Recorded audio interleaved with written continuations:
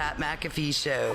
There will be no rules for our guests, for us, for the things we can talk about. Yes, speaking his mind. I've never had a problem expressing my opinions or my thoughts or anything like that. While being relatable. I haven't had that manufactured fake-ass celebrity that a lot of people have whenever they go on those big networks. I've had a chance to really build my crew, build my following, build my audience. And ridiculous. What am I supposed to do? So I'm supposed to look at something that I can definitely afford and say, nah. Is that what I'm supposed to do?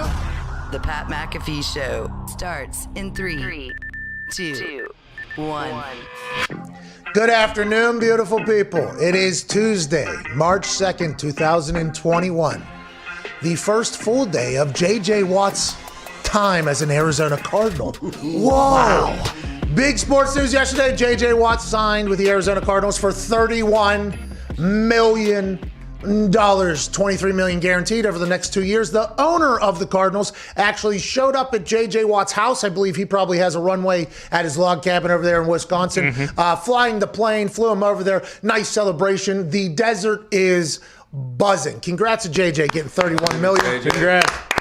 I don't think any of us saw it going the way that it went, but anytime you can sign a contract for $31 million, I am all the way here for it.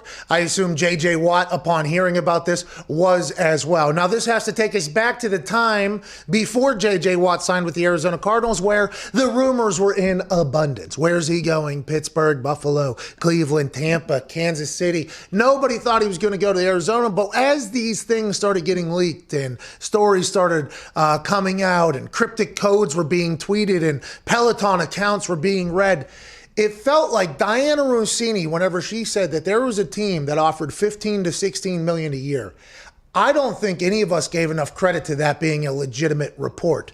I think the narrative of this entire free agency for J.J. Watt, who asked for his release allegedly from the Houston Texans with 1 year left on the contract in which they could have saved $17 million, I think, by moving on. Much different situation than Deshaun Watson, but still he asked for his release. He was released. The thought was he would take a very small contract and go to a team that is ready to win right now. The classic ring-chasing situation. So when Diana Rossini tweeted out that a team has offered 15 to 16 million, I think we kind of laughed it off. It was like, no, that's not what this is. He said, I ain't going to a rebuilder. And we thought there was no chance that a team that wasn't in rebuilding phase could pay him 15 to 16 million dollars. Little did we know, unbeknownst to us, but most definitely beknownst to Jay Glazer, who knew all along, the Arizona Cardinals were in this from the beginning. And if you look at their roster, they are certainly not in a rebuild at all.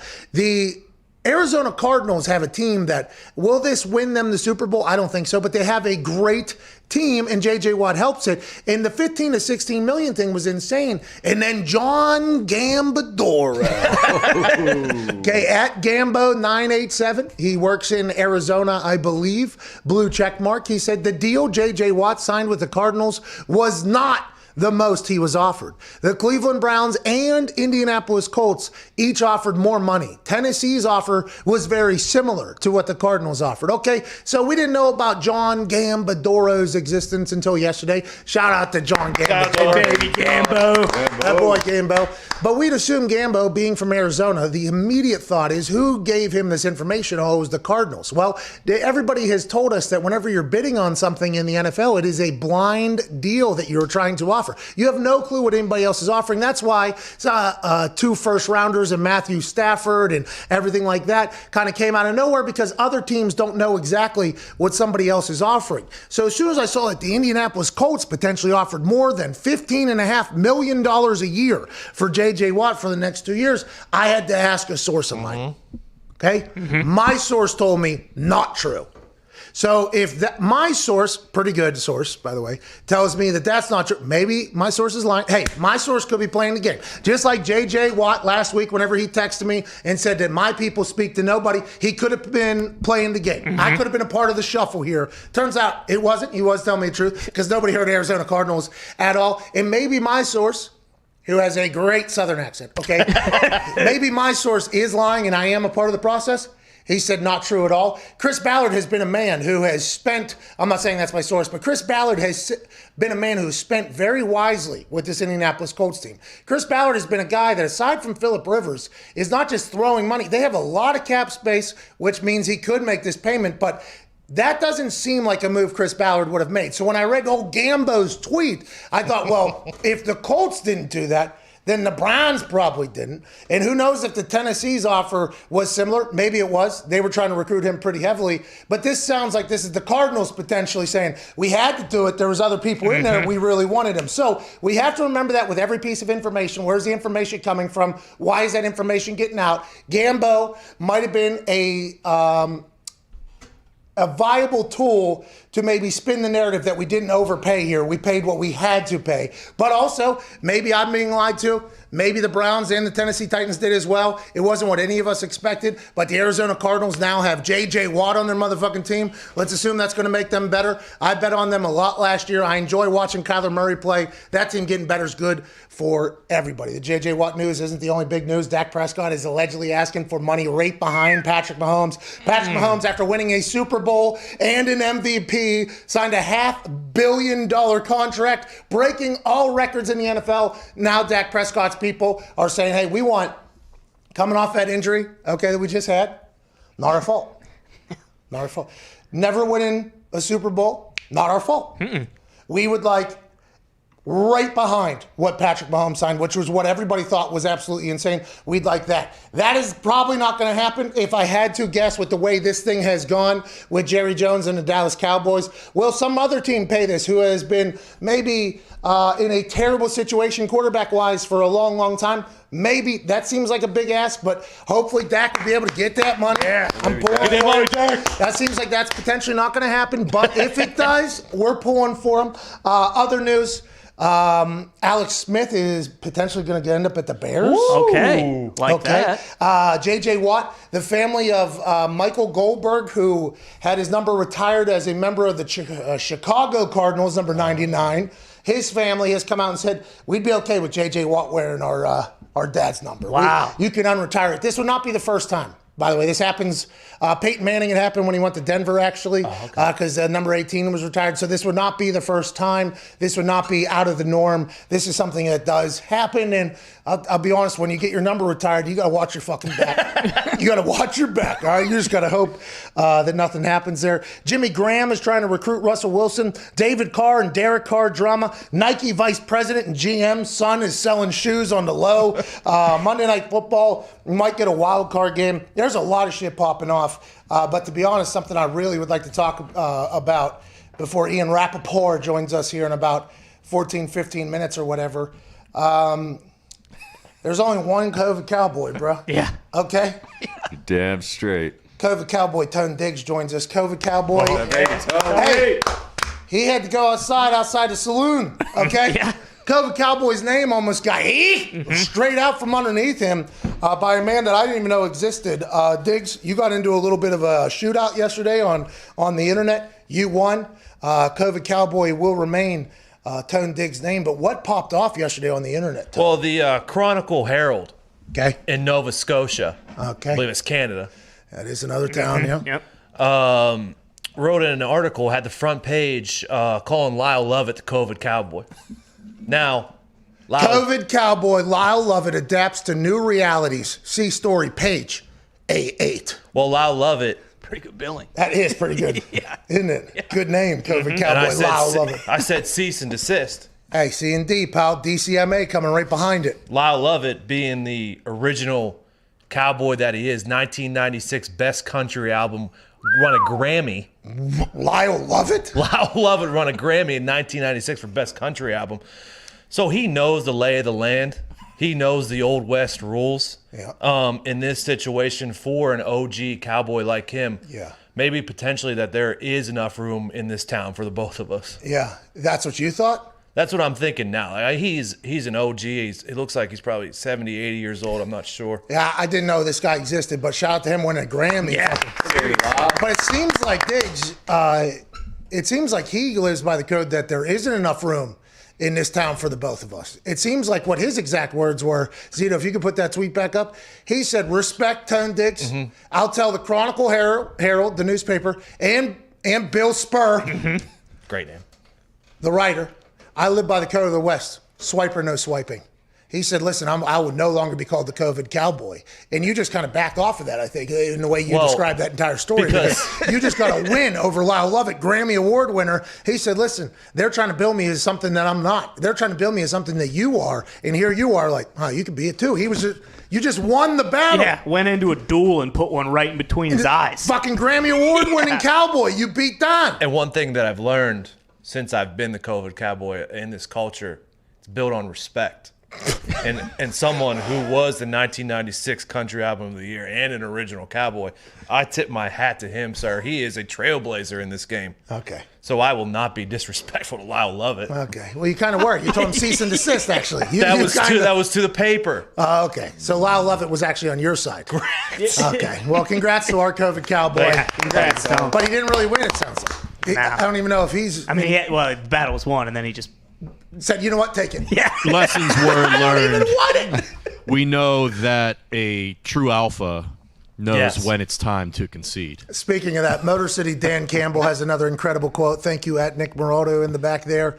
They're talking about, who's making the decisions. New GM, new head coach. Everybody saw the new head coach in Motor City Dan Campbell, and everybody's wondering, like, hey, if that guy is stuck on something, how is this relationship going to go between coach and GM?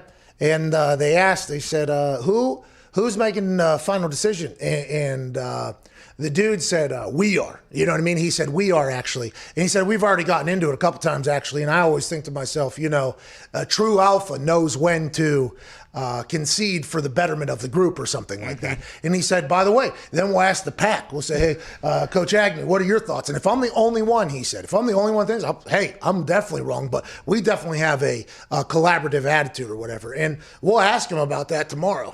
What? What? Yeah, that was a little bit of a... Yeah, Motor City Dan Campbell's on this show. Let's go! Huh? Huh? What a get. How are we going to do it? How are we going to be able to contain our excitement to talk to the kneecap gnawing? What? The big old chawing? What? The mouth, let's get jawing. What? Motor City Dan Campbell tomorrow? Are you kidding me? Let's go. That's awesome. I can't wait to wear my shirt for him. Yeah, the Motor City Dan Campbell. Hell one. yeah. Good idea. We might get a cease and desist, but I assume he'll be a guy who they will take it down, and then they'll say, you can have it, just like the COVID cowboy. At Bubba Gumpino's here, looking very fresh. How are you, pal? Great college basketball slate tonight. WVU, Baylor, and Michigan, Illinois. Got a text from Gumpy last night that said, hey, WVU is getting 4 at home right now. That line is going to move. Go ahead and bet them. I did. I put a very handsome amount of cash. That's going to be a great basketball game. WVU has been incredibly hot. Baylor's been this team that has been billed to win a national championship basically all season long. Nobody's talking about them because they're Baylor and it's hoops or whatever, but this Baylor team has been billed as the greatest college basketball team we have seen in some time. They've hit some slumps, haven't they, Gumpy? Since they came back from COVID, they are struggling. They got whooped by Kansas the other night. We saw what COVID did to Cam Newton and New England Patriots. Yeah. Okay? Some people can't recover from Uncle COVID as better as others. Sometimes it does affect you athletically. A little mental fog from the COVID cowboy for a couple weeks. He came out the other side of it. Maybe WVU gets a big upset tonight. Maybe WVU wins the whole fucking thing this year, by the way. Wow. Nothing better than a home puppy. Oh, especially in Morgantown, West Virginia. Oh. That Baylor team has to fly into those mountains, okay, and drive and get car sick up to that Coliseum. That's going to be problems. And on the other side, by the way, is a guy who's about to win his 900th game. Bob Huggins or something. Huggy Bear. Yeah, he's about to win his 900th game. Is that good? I don't know. Have you been there before? You have. Like Patrick Mahomes, he's won the Super Bowl. That's why he gets $500 million. Dak Prescott, have you won a Super Bowl? Maybe. Maybe you will. Maybe you will. But nobody knows till they know. It's a pain in the ass in this particular world. Nobody knows until you do something.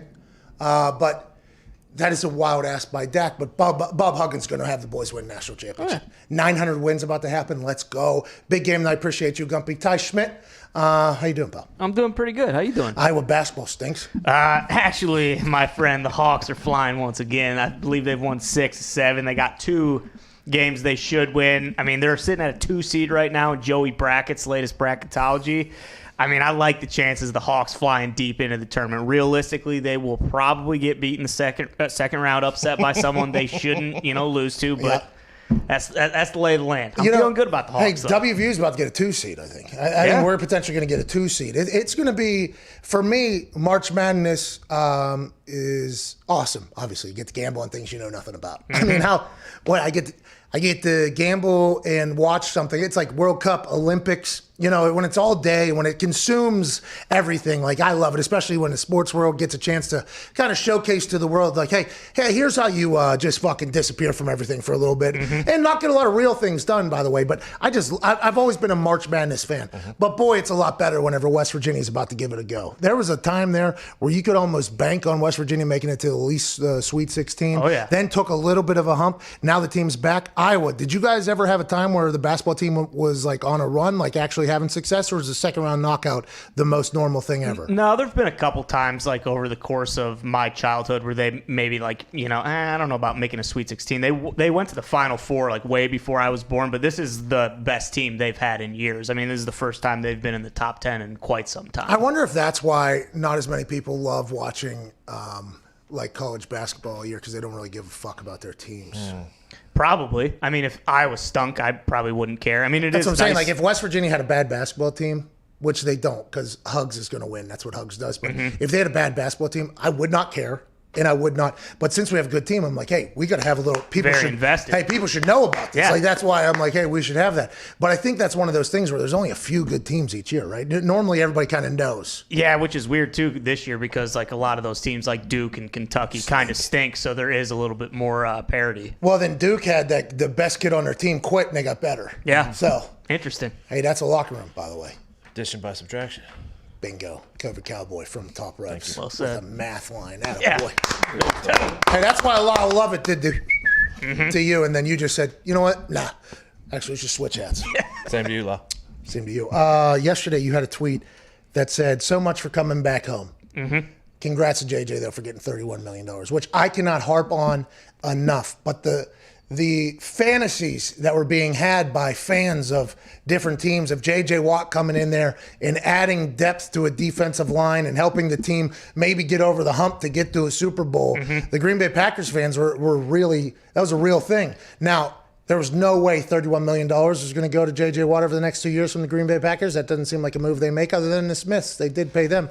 But that would have been something that would have been awesome. And I think that's the big takeaway from the Arizona Cardinals signing, which, by the way, good luck to the Arizona Cardinals. Good for J.J. Watt. But now all those potential, he's a Steeler, he's a Packer, like all those things that would have made sense just aren't there anymore. And as a Packer fan, are you bummed out about that at all? Not really. I mean, when you fuck them, you said. Well, I mean, I was, but the Packers would, I believe it was like Harbaugh or Garbo who we were talking about earlier. He said the Packers also had, like a very enticing offer. But yeah, but how does this guy know? Exactly. I mean, I think that's a line of bullshit. And once you see, like, obviously he wants to win, but who knows how many good years he's got left. You take that $23 million any single, any day of the week, and the Packers were never going to be able to come close to that. I'm very pumped. I cannot say it enough. I am very pumped for J.J. Watt getting 31. Yeah, that's awesome. We should go to the poll, though. So today's poll is a good poll because this will test out whether or not the people view the Arizona Cardinals as making the right decision here. The poll is, do the Arizona Cardinals now become a ring-chasing team this season? For instance, does this make the Arizona, we should have typed that out a little bit better, but the Arizona Cardinals, is this going to become a place where free agents are going to take pay cuts to go join that team because they think that's a team that's going to be able to make it? Everybody understands what I'm saying, but if you don't, the Tampa Bay Buccaneers last year didn't make the playoffs. Tom Brady goes down there. People are taking pay cuts to get into the building so that they can play with that team. That's a ring-chasing team. You look at the Kansas City Chiefs. People are going, now granted, they're paying everybody somehow, but people are going there. Sammy Watkins ends up there. There's other people that end up there. They're trying to chase a ring. They'll take a pay cut to go there. Do the Arizona Cardinals adding J.J. Watt alongside Chandler Jones, Isaiah Simmons, also Budda Baker? I don't think Patrick Peterson's coming back. I saw somebody tweet a photo of I think it was Bleacher Report or ESPN. Here's the core of their defense, and they had Patrick Peterson. I don't think Patrick Peterson's going to be on the team anymore. So but does that team become a ring-chasing team now all of a sudden? And the poll says 72% say no out of 56,000 56,000 votes, 72% say no. Obviously, quick math there. Great for me. 28% say yes. So this would be the people saying that the Arizona Cardinals are not a Super Bowl contender with J.J. Watt being added. Now, that's just 56,000 people. Are those 56,000 people the highest football IQ people on earth? I mean, we don't know. Maybe. We don't know. Possibly. Maybe Bill Belichick's in there. Ernie's in there voting. We're not 100% sure. But the overwhelming report is the Cardinals are still not a Super Bowl team. Now, that's what they're saying. I have yet to watch the film. I will do so. But look for me to do that closer to football season.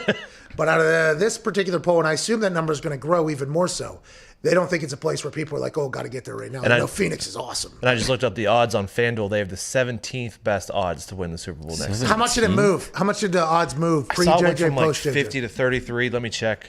Okay, so he did move. Moved it a bit. He moved Vegas a little bit, which is awesome. Man, That's an intriguing team, though, man. Like a lot of like Kyler in his third year. How much better is he gonna get? How much is JJ gonna help on defense? Like that's the big question. You know, it's like JJ.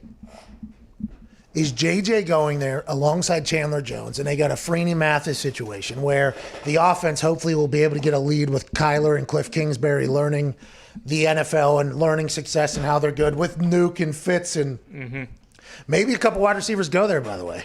Maybe wide receivers do go ring chase. Maybe this poll is wrong. Maybe like a T.Y. or what Godwin, I guess, is potentially up. Robinson's up. Galladay, they said something about Detroit said we'll have an announcement about that later or something like that. So he's probably, or was it Galladay or the other one? That was Galladay. Galladay. And then there's another wide receiver out of there, Robinson. Marvin Jones, yeah. Jones and Robinson. There's a lot of wide receivers out there. Now, I'm not saying you need any more with Fitz and Nuke or whatever, but I would wonder if they add more to that offense. Joining us now, who could probably share some more light on this, insider from the NFL Network, host of Rap Sheet and Friends, ladies and gentlemen, Ian Rapoport. What's up, guys? Hey, I read a tweet from fellow insider Jay Glazer, and it said, to be exact... Listen, the Cardinals were in on J.J. Watt the entire time. Everyone knows that. Okay, so he tweeted out that the Cardinals were in the hunt the entire time. After paying him $31 million, we'd assume that was the case.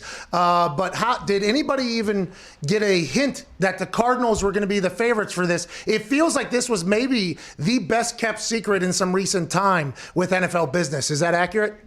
I would say that's accurate. And, you know, it was very important for J.J. Watt to be the one to break this and to have it really private. Now, I will say his exit from Houston did not quite go as Watt had planned, obviously. He wanted to release the video himself.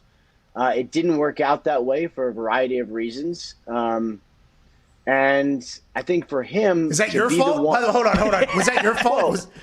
I mean... I'm not going to assign blame. Oh, listen to him. Oh, my God. Rap's on here.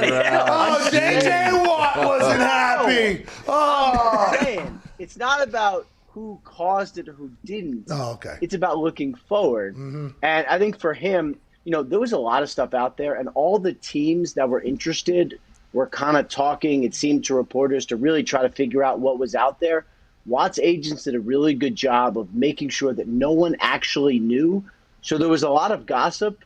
And, like, you know, I was kind of paying attention. But if you notice, like, I didn't even report almost anything throughout the process until he posted the picture. Then I reported the numbers because I couldn't tell what was real and what wasn't. I didn't know the Cardinals were that involved. I knew they were a team to watch because of Vance Joseph, but I'm not going to pretend I knew he was signing with them because that's how private it was. It actually, you know, it heated up over the weekend, and then Monday it went real fast. But everyone involved knew how important it was for JJ to be the one to put it out. Well, I like that, by the way. Let him control his own narrative. Kind of sinks for you, but you got him earlier, didn't you? I mean, you ruined his entire exit from Houston. We'll all be okay. I mean, the guy, you know, raised $40 million for the city, you know. I read about that. I'm surprised you didn't just take it as yours. Are you hearing now that Arizona Cardinals are potentially becoming a place where free agents will take less money to kind of go and see what they're building? Is Arizona now becoming an interesting, like maybe thought process for some free agents that you would have never thought before JJ signing over there? JJ didn't take less money, but I would say as far as Arizona goes, if they can just get to where feels like they're going, which is a team that should compete for the playoffs every year, it really should be that, right? Like, because, like players in the offseason, they want to be only in a couple places. Miami, Arizona, Texas, right? I mean, that's basically where it seems players want to be. Some in California, I guess, too. Arizona, for as many players that have off-season homes there, would be a great free agent spot. And they're now going to get to the point, probably after this year, where it's going to be tough to pay big money, right? Because Kyler's going to get a big contract. That makes it hard to, for instance, pay guys $15 million a year. So they're going to have to rely on being a place where veterans would want to go for not a ton of money. They're kind of a cool team. Kingsbury's kind of a cool guy. His house. I think it could be that kind of place. They just need to win a little bit, and they have set themselves up for a little bit of a make or break year in Arizona. That's what it seems like. What are you hearing with franchise tags and conversations right now without the salary cap being set? We have a guy, Michael Lombardi, former general manager. He said that, and I assume others have echoed this sentiment beforehand or whatever, but with the salary cap not set, you don't see anybody really. I don't even know if people are preparing for what moves until they hear that, or how are they kind of working around this thought of process of them not having a clue how much money they're allowed to spend going forward? Everyone is very frustrated. I think that is safe to say. I've never really seen anything like it except last year, but that was for coronavirus reasons. I mean, this is weird. I mean, teams, I think, would like to make some cuts or at least know, like if the salary cap's 181, let's say, okay, well, that's what teams are preparing for, so you probably have to cut an extra veteran or two. It sucks, but that's what it is. If it's 187, then not only might you be able to keep an extra guy, but you might be able to spend a little bit more. That's a dramatic difference. I mean, it doesn't seem like a lot, but it really is a dramatic difference. A lot of teams I've talked to are frustrated just not being able to conduct business because they don't know what the cap is. So what you're going to see is next, like Monday and Tuesday, are going to be incredibly busy because you're going to have cuts and franchise tags and probably a couple of franchise deals as well. Okay, that's awesome. Have you been hearing any potential free agent? Now, we know the Combine, Indianapolis, Prime, 47 down there. There's a lot of, stop and talk spots where deals get done. With that not happening this year here in Indianapolis, how are you getting your information? How are deals illegally getting done? Are people just texting each other, or does the NFL track that? How is this illegal activity taking place now, Ian? Now, not that you would be involved in that type of thing, maybe linking people, but if you had to guess, how are these conversations taking place, and are they as active because of the salary cap as they maybe would be in the past?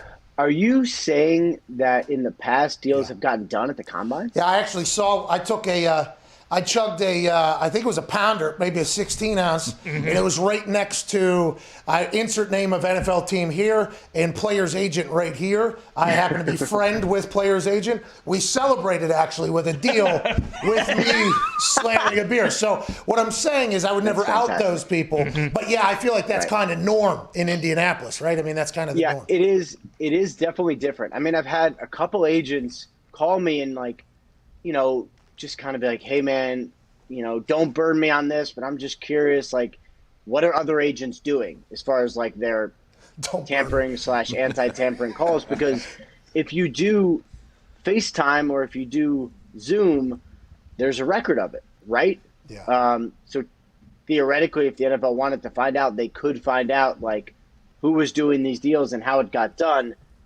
Not saying any illegal activity happens, because I certainly don't know of any. But you don't want a record if that does happen. Of so course. It doesn't seem like there's as much information out now as there ever has been. And I think most people are frustrated at the lack of activity thus far, probably because of that. Digz. I'm sorry. Mr. COVID Cowboy. Lyle Lovett. You know who Lyle Lovett is. It feels like you know what a Lyle Lovett is. Wasn't he married to Julia Roberts? Yes. Yeah. Yes, he was. Okay, I guess so. I just learned that about Lyle Lovett. He's 1996 Grammy Award winner, by the way. Good for you. Knowing your pop culture. Wow. They called him the COVID Cowboy in a newspaper article. Digz, the man you're about to talk to, Digz, the actual COVID Cowboy, sent them a cease and desist. Lyle Lovett said, I am not the COVID Cowboy. So the COVID Cowboy has a question for you. Ian, how are you? Cowboy? So I know it's the agent's job and it's the quarterback's job to get as much money as they possibly can and get more money than what a deal has been done in the past. But is there really a situation where Dak looks in the mirror and he's like, oh, I'm the second best quarterback in the league. I should be paid like that? Jesus, cowboy. I would say it doesn't quite work like that. Now, the quarterback market is interesting because you have the Mahomes deal, which is so long. So it averages, 45 a year, but it's not really that. It's really 40 million over the first 5 years, 50 million over the next 5. Deshaun is at 39. I mean, to me, if Dak Prescott's looking at this, I mean, he should be saying, I should be about there. I'm not saying he is. I'm just saying if I were him, that's what I would be doing. The agent's job is to do the best for his client, right? To make the most money, but also set his client up to be successful. So if you're Dak Prescott's agent, Todd France, this is actually a fascinating one because you could do a great deal now. He's going to be rich anyway, so we're not even talking about that. But you could do a great deal now. Congrats, Dak. Set him up for the next 4 years or 5 years, whatever it ends up being. But then the other part of it is, let's just say Dak wants to incur the risk of a franchise tag. Let's say he does it again, plays for $37 million, doesn't set himself up for the future, but just plays this year. He will be a free agent next year and probably the highest paid free agent in NFL history by a lot. That is an interesting scenario waiting for Dak on the other side. You don't think there's a chance he becomes free agent this year, though? You think franchise tag will be – no, you think there's no chance he gets free agency? No chance he gets free agency. Really? So he's getting franchise tagged. Why would you? Yeah, he'll get franchise tagged again or he'll do a deal. Or he'll do a deal in July, which would also make some sense. Well, they said that they're nowhere near or whatever. They've been negotiating for 3 years now at this point, and they're not near. What does that even mean? I mean, I don't pay attention to that kind of stuff because no one is ever near a deal until a deal gets done. So I've had this happen too many times, like with other deals. And then, I mean, too many times I've gotten off the phone with the agent. I've reported, source, team and agent not close on a deal. And then like 2 hours later, the deal gets done. I'm like, what happened? They're like, well, yeah, somebody moved. Somebody came around. Okay. Right. What about like Lamar and the Ravens? Until they do a deal. So, for instance, Lamar and the Ravens allegedly not close. You assume that a deal is going to get done there, or how is that going to play out? You think? Because that just creeped into the waters yesterday. That was the first time we heard about Lamar and Ravens doing business was yesterday, and they said they're not close or whatever, which immediately leads to the overreaction of they're not going to get the deal done. But you think inevitably that deal gets done, or no? You think that's going to be a little bit of a tough negotiation? I've actually heard they haven't started yet. I haven't seen the report that they're not close, but I don't believe they've actually started yet. Interesting one, though, for everything's bullshit. For Lamar Jackson. Ian, everything's bullshit, huh? There seems to be a lot of that. It's just – and I apologize to whoever report I just accidentally trashed, but it's just – it's not my knowledge that they've started anything. Maybe I'm wrong. It's happened but once or twice, not a lot. But did you know about the Arizona Cardinals? Did you know about the Arizona Cardinals and J.J. Watt that whole time, huh? No. Oh, man, if you would have said yes right there, that would have been awesome. That would have been a cool rap sheet moment. Ty, what do you got? Ian, it's been reported that the 49ers reached out about Teddy Bridgewater and pretty much everyone else who's available. So they clearly think Jimmy G stinks. Who are they going to go after, and where do you think Jimmy G will end up? So I do believe that report is right, that they did reach out about Teddy Bridgewater. Actually, a couple teams have reached out about Teddy Bridgewater. I don't get the sense it's Teddy Bridgewater to replace Jimmy Garoppolo. I get a sense it's the 49ers. Like, if they're going to go with Garoppolo, which they have been on record as saying he is going to be our quarterback, we are, everything you could say without throwing him a parade, the 49ers have said, right? They clearly expect Garoppolo to be their guy. I think what they're going to do is sign the best backup that is humanly possible. So whether that's Bridgewater or anyone else. I mean, there could be a couple other, Marcus Mariota if he's available, Mitch Trubisky if he's available, Alex Smith would be actually a really cool story. We'll see. The best backup they possibly can. So if Garoppolo doesn't go, they can remain competitive. That is what I think their goal is this offseason. Good, go. Yeah, rap sheet. Who's going to be quarterback for the Bears, and how many games into the season will Matt Nagy lose his job? That's a great question. Man, hot on the Bears take. The guy stinks. They stink. Rap sheet, they stink. They stink. They stink. They're a bad team. They were good. Mm-hmm. Then they just all completely melted somehow, and then it got worse somehow. And they still got to pay Nick Foles, don't they? I feel like they did. Oh, yeah. You said what? Didn't they make the playoffs? I feel like they did. Yeah, they lost on Nickelodeon. Slime game. Oh, yeah. That was awesome. I Mitch watched was the live. MVP. That was one of the coolest. The MVP. Hey. One of the coolest things. I watched Nickelodeon game as well. CBS only reported that 2 million people watched. That feels like a lie. That feels like that was a bit of a lie. I feel like more people watched that than 2 million. Anecdotally, almost everyone I talked to watched the Nickelodeon. Anyone who has kids watch the Nickelodeon game. And that's a lot of kids. This is the classic. The rating system is... Yeah, Nielsen system. Sorry about that. Anyways, Bears. Sorry, we got you off track. So their options include Alex Smith when he gets cut, possible. I would say Marcus Mariota if he gets cut, possible.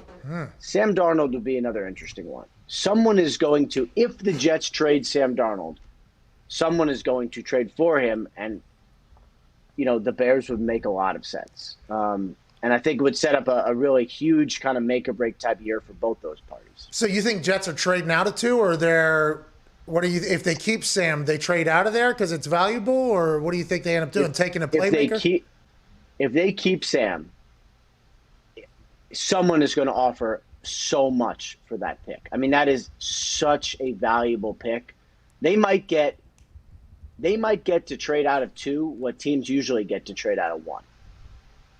Just because you have so many teams right around there who want a quarterback, like that is going to be an unbelievably active trade market if they do keep Sam Darnold. We have to let you out. You have a hard out. You got something on NFL Network, obviously. You can follow along at Rap Sheet, I believe. Mm-hmm. Yep.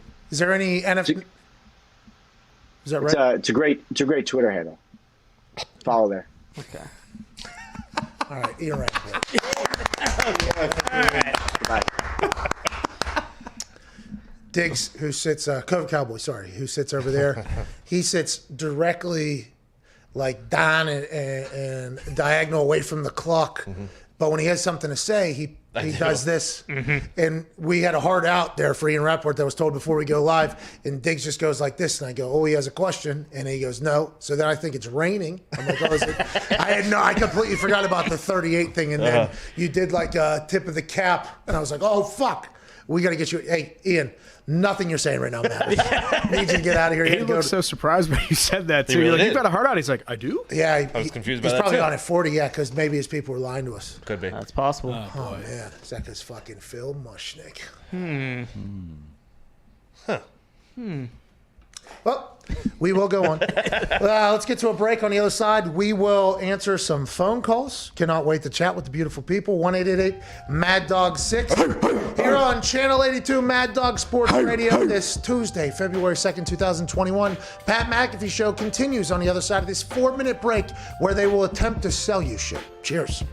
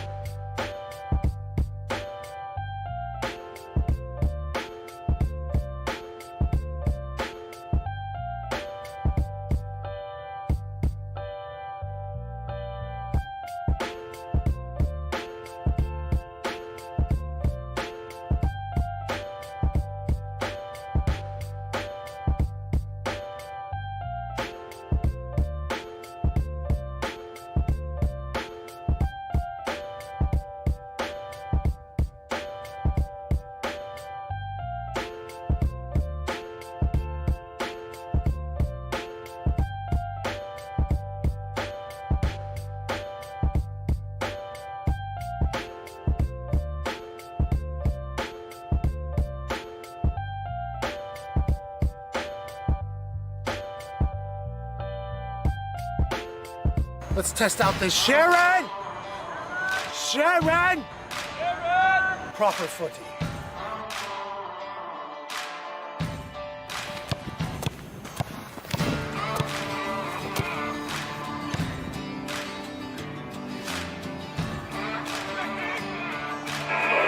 Seems like it has a bigger sweet spot.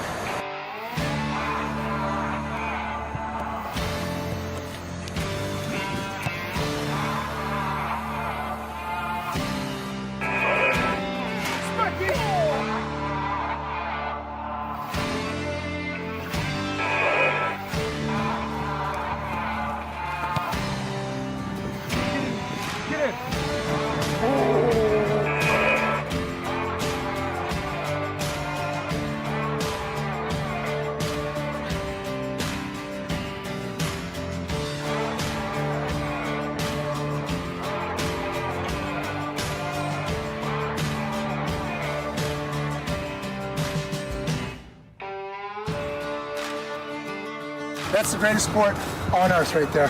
Aussie rules football, also known as footy, AFL.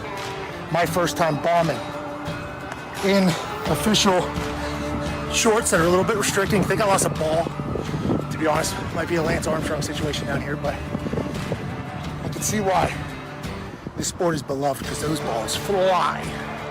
Need to get down to Australia, meet up with the Magpie boys, and finish out this AFL season as maybe its biggest fan in America. Let's have a day.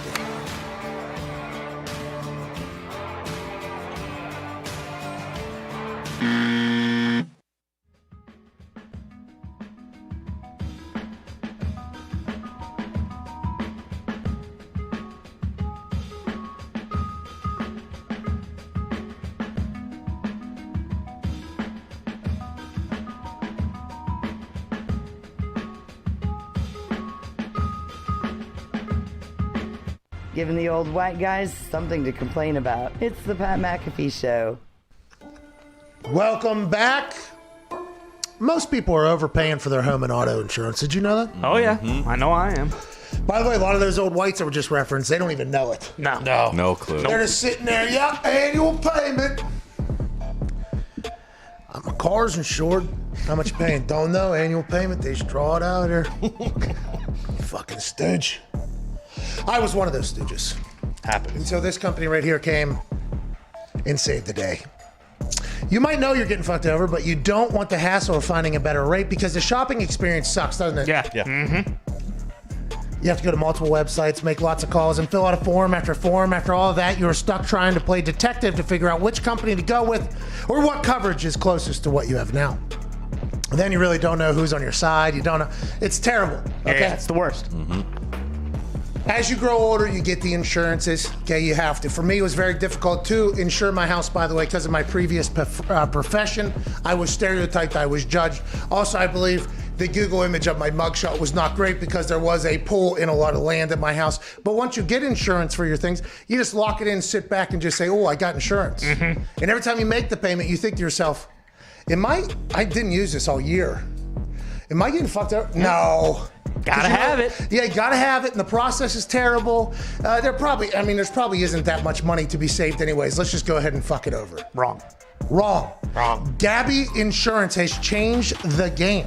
GABI. They take the pain out of shopping for insurance by giving you an apples-to-apples comparison of your current coverage with 40 of the top insurance providers like Progressive, Nationwide, Travelers, and so on. Just link your current insurance account, and in a few minutes, you'll be able to see quotes for the exact same coverage you currently have. 7 out of 10 people that get a quote see savings. Wow.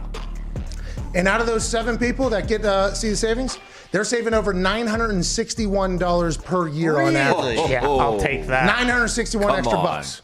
Okay? That's a lot of dollars. Totally free to check your rate, and there's no obligation. Just take a few minutes, and you can see how much you can save on your car and homeowners insurance by going to gabi.com/PatM. That's gabi.com/PATM. Brilliant. Gonna do that tonight. That's brilliant. Yeah. Now, I assume their business is getting a small amount of money saved probably for every person. And I'll tell you that money is completely earned and deserved. I did this. I did save a lot of money. And the person who had been billing me for a long time, they were fucking me over. They knew it. Oh, yeah, for sure. They knew it. Yeah, he'll never ask. He doesn't know. He doesn't know. Who gives a shit? The guy buys a new car every month. Well, no big deal. Like, he sends the thing, the whole thing comes. That guy doesn't even know. What's $200, $300 a month here or there? And Gabby's like, go ahead and put your thing in there. We'll go ahead and we'll check this guy real quick for you. Bingo, bango, how you doing? Keep it moving. Shout out to Gabby. GABI.com/Pat M. Let's go to some phone calls, shall we? Where do you want to go to? Do you want to go to, okay, this guy. Okay, this guy's allegedly in the Oculus. What is this, Mitt? Mitt, are you working up bits back here? Mitt, you working up bits on the phone? What is? You got like writers back there? What is going on? Who's this guy who's in the Oculus, Mitt? This is the fake AJ that played with Gumpy in the Oculus for a couple days. Okay, because AJ in the Oculus is Carl, Karl 1211. This guy is Karl 1112. And Gumpy got catfished in the Oculus. Gumpy was like, I'm going to play against AJ right now. And it's probably 13-year-old named fake Carl, AJ Oculus. Okay, anyways, you want to go to Michigan, Alabama, Dallas, Texas, or Kansas? Texas. Let's go to Hunter down there in Texas. What's going on, Hunter? Just completely blew by that. Boys, how's it going today? Hey, Hunter, not too shabby. How are you, pal? Not doing too bad, boys. That's what I'm talking I about. had two quick things. First thing was for Tone. For sure, I'm going to need you to tell that old bastard there's only one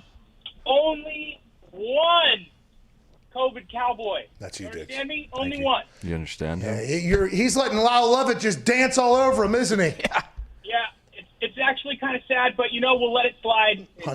He'll let it slide. Hunter will let it slide. Hunter will let it go. Hey, Cover Cowboy, Hunter will let it slide. Thanks, Hunter. You're embarrassing everybody, but Hunter's going to let it slide. Thanks, Hunter. Thank you, Hunter. Thank you. No problem. I got you. Hey, I just wanted to bring up really quick that down here in Texas, we cannot use the FanDuel Sportsbook. Yeah. So I can't get any of my Pat boosts, super boosts on. Can't do it. But for some reason, I can use FanDuel to bet on fantasy. Like picking a lineup. So I was wondering, when the hell are you going to get up with those stooges and get this thing going? Yeah, Hunter, listen, Hunter, okay? Zlatan Ibrahimovic has a saying that sports talk sports, politics talk politics. And he and LeBron are kind of having a battle of thoughts and opinions on how people with platforms should act. And I would like to let you know that I believe that whenever you have a platform built on something, if you're not educated in anything else, you probably shouldn't fucking talk about anything else. For instance, I have a platform because I am sports stooge. Okay, that is what I am. All right, everybody understands it.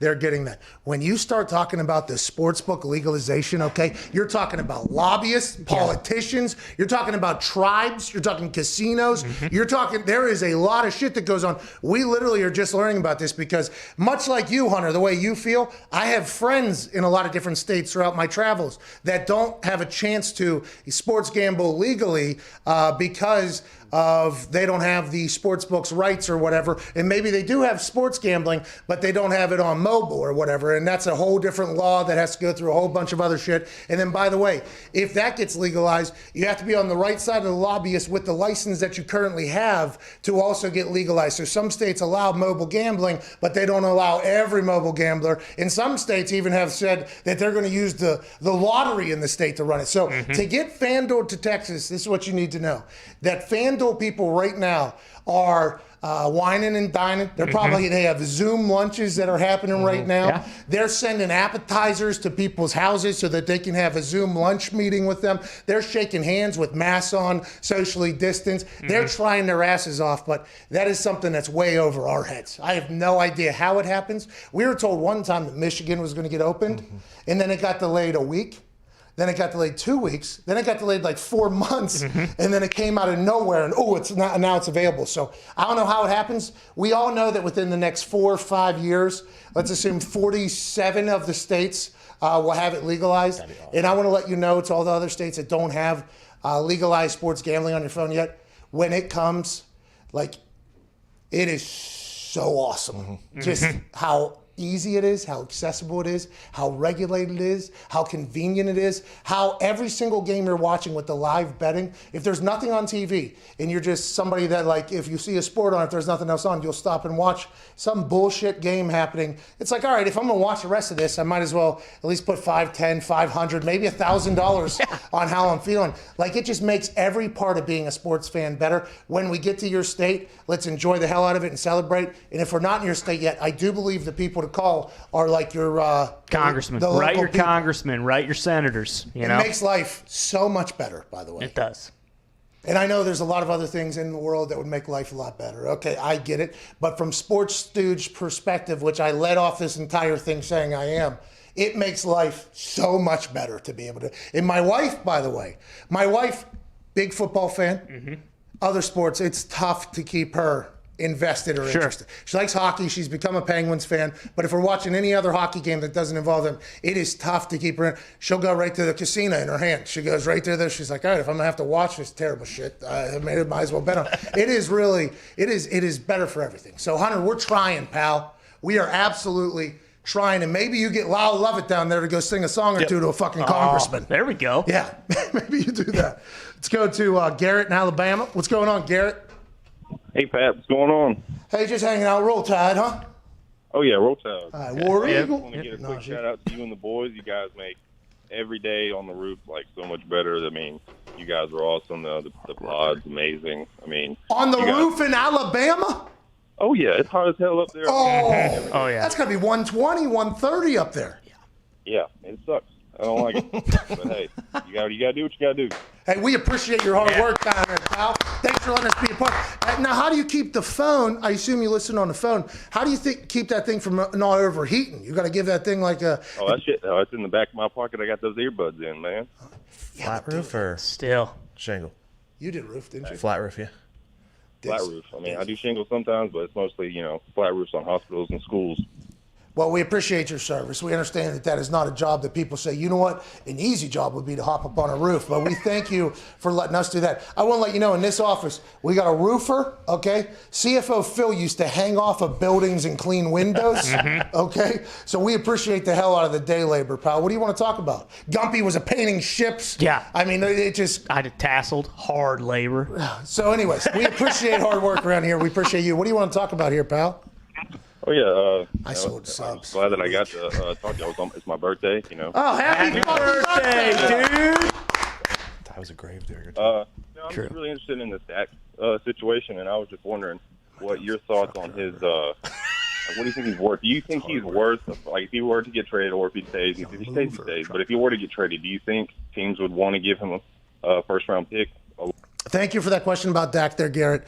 I don't know what his... I honestly have no idea what his market would be if he was coming off of that injury with the other quarterbacks that are currently potentially allegedly available. And all those words have to be said. Currently, potentially, allegedly, because all those things are in different situations for quarterbacks. I mean, I don't know. Coming on, listen, Dak is a hell of a fucking football player. That Cowboys team went to absolute shit for a long time after he left, okay? At the end, they started winning games or whatever, but it was still... I mean, coming off of that injury. QB carousel every offseason now, too. If he signs a shorter guaranteed term, I think that would be... like Digz brought up Kirk Cousins, or we can just talk about the older. And I'm not saying Kirk Cousins' number or the older players that were signing $25 million a year, but maybe it's a shorter deal that's fully guaranteed. Maybe a 2-year deal that we can restructure after 1 year that's a little bit larger. I just don't know. I don't know what the market would be. I'm intrigued to find out. I think we might, but Ian Rapoport says he's going to get franchise tag. Hour 1 wrapping up right meow. Hour 2 we'll see Collin Morikawa, golf champion, and more of your calls. This is the Pat McAfee Show.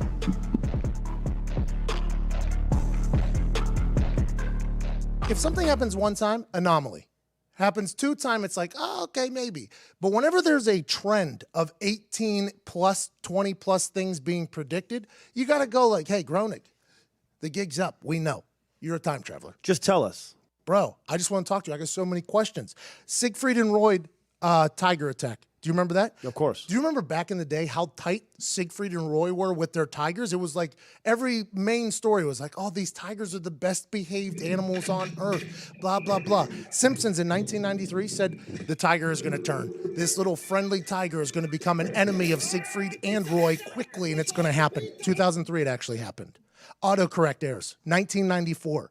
Before you could even play Snake on the gray little box phone, they predicted that autocorrect will happen on your phone. Are you kidding me? Didn't happen until 2007. FaceTime, 1995. Not even a thought. I don't even know if anybody knew what the fuck the internet was. Oh, that's that little mark with the A and then the ring around it? At? See, that's what I said. Mm-hmm. No, what is internet anyway? In 1995, they said, don't worry, you'll be carrying around a device where you will be face-to-face with somebody on the opposite side of Earth. 1995, they said that. 2010, it happened. Faulty voter machines. 2008, they predicted it. 2012, it became the forefront of conversation in a big, big way. I assume these voter machines have been up in question for a long, long time, but they just knew that it was going to come to fruition in 2012. No, I want to vote for Obama. 2 votes for McCain. Come on, it's time for a change. 3 votes for McCain. The God particle. Now, this is the big one. Ty Schmidt did research. He said the God particle is the absolute reason why he is 1,000% a time traveler. Homer Simpson got up there like fucking Matt Damon in that movie where they have that Good Will Hunting. Good Will Hunting, and draws up this equation for what the God particle is, what is the God particle? Yeah, it's basically this equation that essentially like explains how the universe was created. And they did that in 1998, and the exact equation happens in 2012. That's unheard of. 14 years ahead of time. They got Homer Simpson up there looking like that goddamn janitor from Harvard, solving equations up on a chalkboard. And 14 years later, it's like, yeah, that's actually how the universe was founded. It's like, wait a fucking minute, little comedy writer with a goddamn yellow cartoon, bro. That's insane. The NSA spying scandal. Everybody knew that the Patriot Act was like in existence, but nobody had a clue that NSA literally knows everything about you. Every dick you've sent has been seen by some government agency, but it wasn't always like that. We didn't know that everything was getting spied on, Sean. Nobody knew that. I didn't know. They predicted that in 2007, 2013 it happened. No, Lisa, it's not like the government is listening to everybody's conversation. Smartwatches, 1995, they said it would happen. 2014, they came to fruition. America's Ebola outbreak, 1997, they said it. 2014, do you remember when Ebola hit? It was literally hospitals like shutting down. Oh, they had people wearing like hazmat suits, carrying people around because they were scared Ebola was possible. In the modern world, this was happening. Years and years and years and years ago, Matt Groening said this is going to happen. The FIFA corruption scandal, 2014, they called it. 2015, it came all crashing down. Everybody knew they were getting their pockets greased, making decisions, sending a World Cup to a goddamn desert. Matt Groening said it's going to happen. It happened. Greece's debt default, 2012, they called it. 2015, it happened. So many countries out there, by the way. They picked Greece. The exact country to happen. Trump's presidency, 2000, they called it. 2016, it came to fruition. The Simpsons called this. President Trump out there, and everybody probably looked at, those Simpsons guys are so funny. Bang, 16 years later, it is about to happen. It goes down. Lady Gaga Super Bowl halftime show, 2012, they called it. 2017. I mean, I think we all knew that she was born this way. She would probably get the halftime show at some point, but to the details that they had. These are not coincidences. Coincidenci. I don't know how you pronounce it. How the fuck do they know this stuff? It's got to be time travel. Matt Groening is a time travel. I have so many fucking questions. Disney's takeover of Fox, 1998. They said it. 2017, it happens.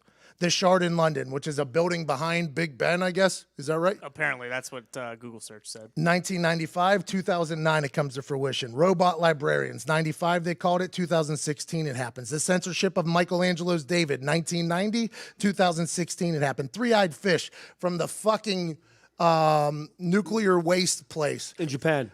Three-eyed fish comes to fruition in 2001. Matt Groening did it in 1990. 9/11. 9/11. They called that happening. If you do recall, planes going into buildings, they said it in 1997, 2001, it happens. The Syrian uprising, everything that's going on in the Middle East has all been talked about on The Simpsons. And then he created another show called Futurama. That is huge. He created another show like, yeah, listen, here's me rubbing it in the face that's where I could go if I have to. I have so many questions for Matt Groening, and guess what, Matt Groening? The gig's up. We know. I'm all in on you, Matt. And I'm a fan, by the way, aren't we? We're big fans. I'm a huge fan. If you want to travel to future me or current me or past me and say what's up, I think we would all be appreciated.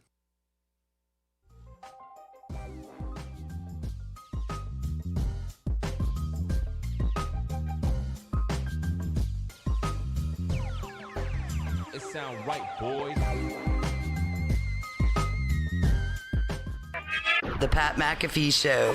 There'll be no rules for our guests, for us, for the things we can talk about. Yes, speaking his mind. I've never had a problem expressing my opinions or my thoughts or anything like that. While being relatable. I haven't had that manufactured fake-ass celebrity that a lot of people have whenever they go on those big networks. I've had a chance to really build my crew, build my following, build my audience. And ridiculous. What am I supposed to do? So I'm supposed to look at something that I can definitely afford and say, nah. Is that what I'm supposed to do?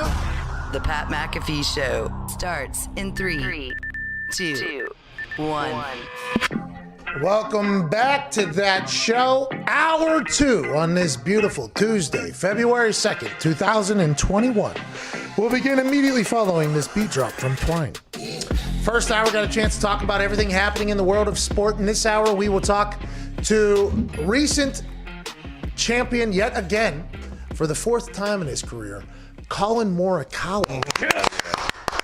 He's a friend of the show. We talked to him before. The last time he won, I forget which one, but he hit an eagle. Basically. PGA. Yeah, it was PGA Championship. Major, yeah. I forget what course it was. Anyways, it was a course that suited his eye well, he said, whenever he was talking to us, which means his shots were shaped basically for the course he was playing on. And if you do recall, it was either hole 16 or hole 17, I forget. On Sunday, he basically cemented it with this drive the green situation where he putts in for eagle. It was just, this dude is only 24 years old, I think. He's going to make so much money in the world of golf, and he's an incredibly cool dude. It was a great conversation the last time we chatted with him. He just won again this past weekend. I cannot wait to talk to him in about 21 minutes or so. What's up, Digz? He won at Harding Park, which is in San Francisco, and he went to Berkeley, so I assume he's played that course a few times. Oh, yeah, and by the way, he played the concession this past weekend, which was beating golfers up. Now, I don't want to turn this into a golf show. This is Sports Stooge who doesn't know a lot about golf, but I did watch this weekend because I put a rather handsome bet on Brooks Koepka at plus 250 to win that thing, and he was stretching in between fucking holes immediately after I put that bet in, okay? So I guess he had a hurt back, tight back or whatever. He was still in it. Let's not get crazy.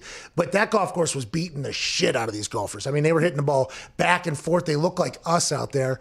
And I guess they had moved to this course because the other course wasn't available or something like that. And this was maybe the first time these guys have played this course. It's nice to know that sometimes whenever they get dropped into a new course, the professionals can fuck up on a regular basis, because that's what this past weekend was. Also, massive tribute to Tiger on Sunday. Collin Morikawa absolutely dominated that thing, though. He was unstoppable. Shout out to him. Can't wait to chat with him in about 20 minutes. Happening in the world right now on the internet, something we have to talk about. If you've ever been a wrestling fan within the last 20 years, okay, there's this one dude who has been a part of it basically for the last 2 decades, both the Attitude Era somehow and the current generation. Through the John Cena generation all the way through now, a man has been at the top who very, very, very rarely gets his respect and flowers in the wrestling business. I can say this because I'm a very comfortable human. I actually told him this my first time being ringside at a WWE event while I was only a punter for the Indianapolis Colts. He walked by, and I forget, I think I was with AQ. It might have been Robert Mathis, might have been there, a couple others. And I said, holy shit, is that the most handsome dude that has ever existed? So then there was a video package they were running where the whole arena went dark, and he was standing right in front of us on the side of the ring or whatever, for whatever reason. And I said to him, I said, hey, if I look like you, okay, I would never fucking wear a shirt, pal. And he literally, I tried to get him to pop there. Like the entire arena was pitch black, and I'm about 1.5 feet away from his ear, actually doing this to him, right? And he goes, thanks, or something like that out of the side of his mouth, and then like walks away or whatever. And then he went on to put on an incredible show. He's been around there. And as somebody who has now been in the ring before, you know, nowhere near the amount of times that any human you have watched that has wrestled on television other than the celebrity matches. Nowhere near the amount they have. But now that I've been in a ring and I felt what I have felt the day after matches and day after training and everything like that, what this dude has done for the last 2 decades is nothing short of incredibly impressive. Both to be able to remain physically and mentally healthy enough to be able to continue to. Randy Orton fucking buried Soulja Boy on the internet. Yes, and he did. I don't know if Soulja Boy knows that. And that human I was obviously just speaking about was Randy Orton. He was like basically the youngest champion of all time. His dad was a wrestler. He was the prototype basically for wrestling whenever he came through OVW down in Louisville, Kentucky, and then he went into the WWF at the time. He's just the guy. And on the internet, at this point, with how comfortable he is as being Randy Orton, he will go ahead and let it fucking fly on there. Yeah. He buried Soulja Boy last night. Soulja Boy started popping off about how wrestling is fake, okay? Rap game faker than WWE, he said, which I assume a lot of rappers would be like, oh, good metaphor there. But people in the WWE go, no. And we just watched Young Rock, what was that, a week ago? 2 weeks ago? 2 weeks Zito, was ago, it yeah. 2 weeks ago? It was a week ago, yeah. 2 weeks ago, I think. Was it? Oh, when they were up the F word. Yeah, yes. the F word. Okay, 2 weeks ago. And by the way, big show tonight. Hey, Young Rock, big show tonight. But 2 weeks ago, we got a chance to see how the word fake in wrestling is within a wrestling family, which The Rock is from, by the way, his dad wrestled, and Randy Orton, by the way, whose dad wrestled for a long time. You get to realize the fake word, how it could potentially, be something. And so when Soulja Boy says rap game faker than WWE, somebody else who wrestles in WWE named T-Bar, yes, that's a name of a wrestler. I don't know how long that's going to last, but the Randy Orton tweeted, fake? Dare this prick to step up. He don't like movies, ? Consider us actors that do stunts without pads 200 days a year and don't bitch when we get surgically repaired and come right back. Consider us 100 times tougher than anyone you've come across. Ain't nothing but a bitch ass. Okay? That's what Randy Orton ends it with. Soulja Boy sees this. Okay? Soulja Boy sees this and goes, do you know who the fuck I am? I'll bring the real to wrestling. Don't play with me. Randy Orton? That's for the Drake. Drake. When Soulja Boy came back into the world, I don't know where he was. I don't know if he was just hiding out or he's making beats or whatever. And he was asked, about Drake, who is obviously a man who's been able to also stay at the top of his profession for now a decade plus, which is damn near impossible. Soulja Boy is obviously Drake. It was a big moment. So he does that to Randy Orton, by the way, which same exact, by the way. Drake, Randy Orton, same, pretty similar. And then Randy Orton responds, Crank That came out in 07, okay? You had a hell of a year, dude. Serious money. Hats off to you, my dude. Here's the thing, though. I like rap. I bump that shit all day, whether it's Tunchi, Meek, Jay-Z. By the way, the Tunchi means he is in. You know what I mean? He's in the game.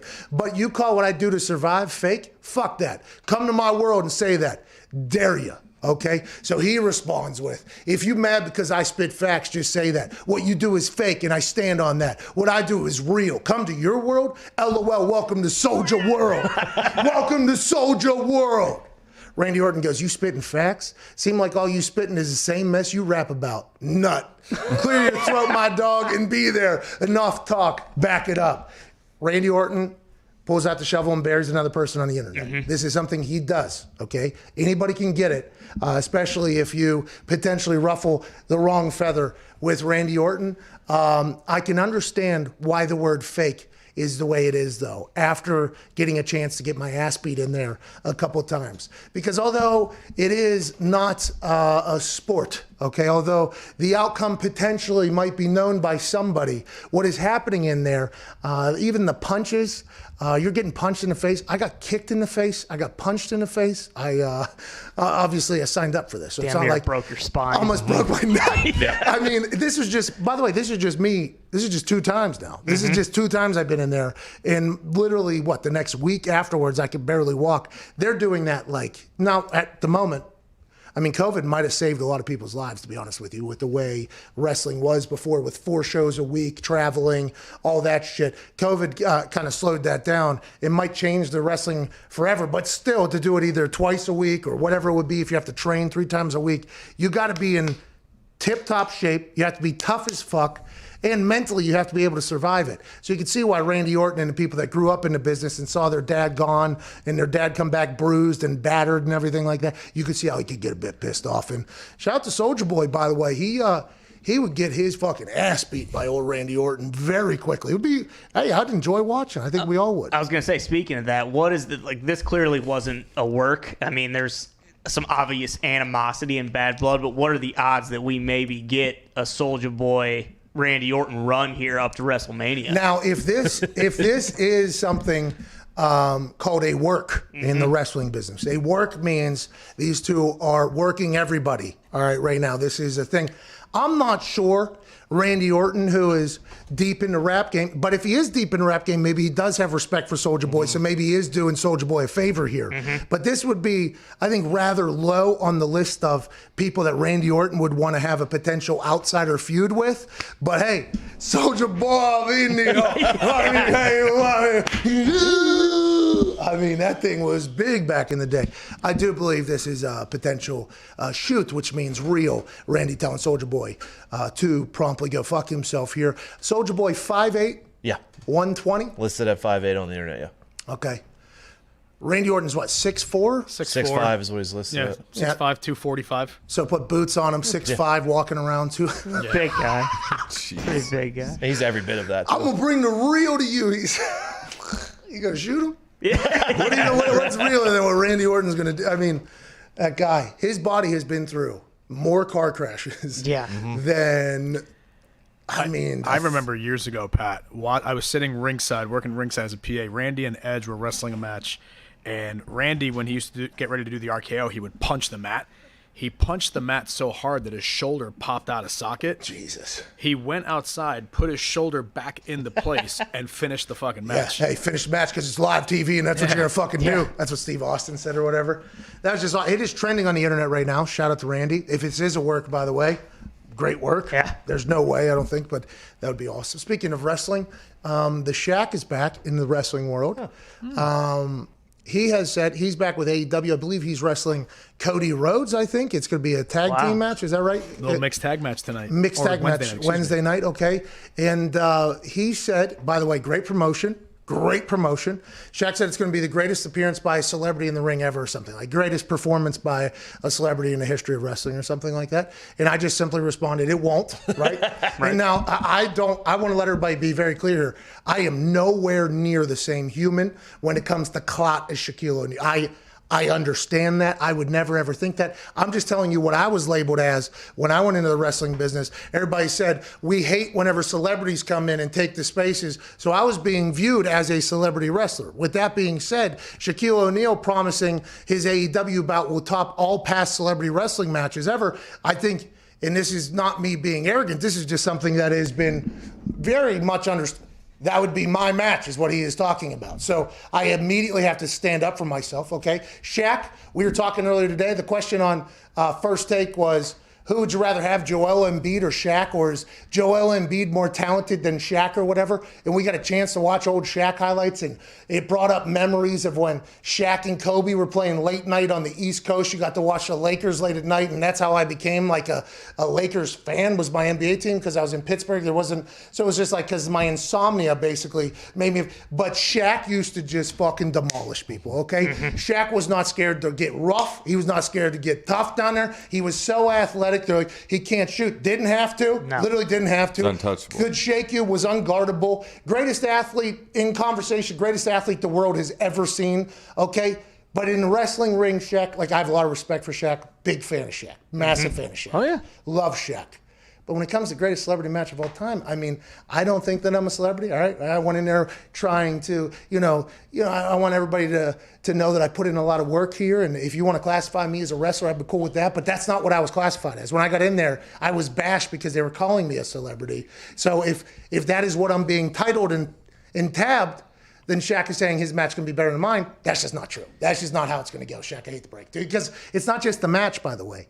It's the build-up. It's the storyline. It's the promo. That's what professional wrestling is the build-up of everything, and then the match being the payoff. And if you come anywhere fucking close, Congrats. That's all I did. Absolutely congrats with what we did. You think he was maybe mentioning the Snoop splash?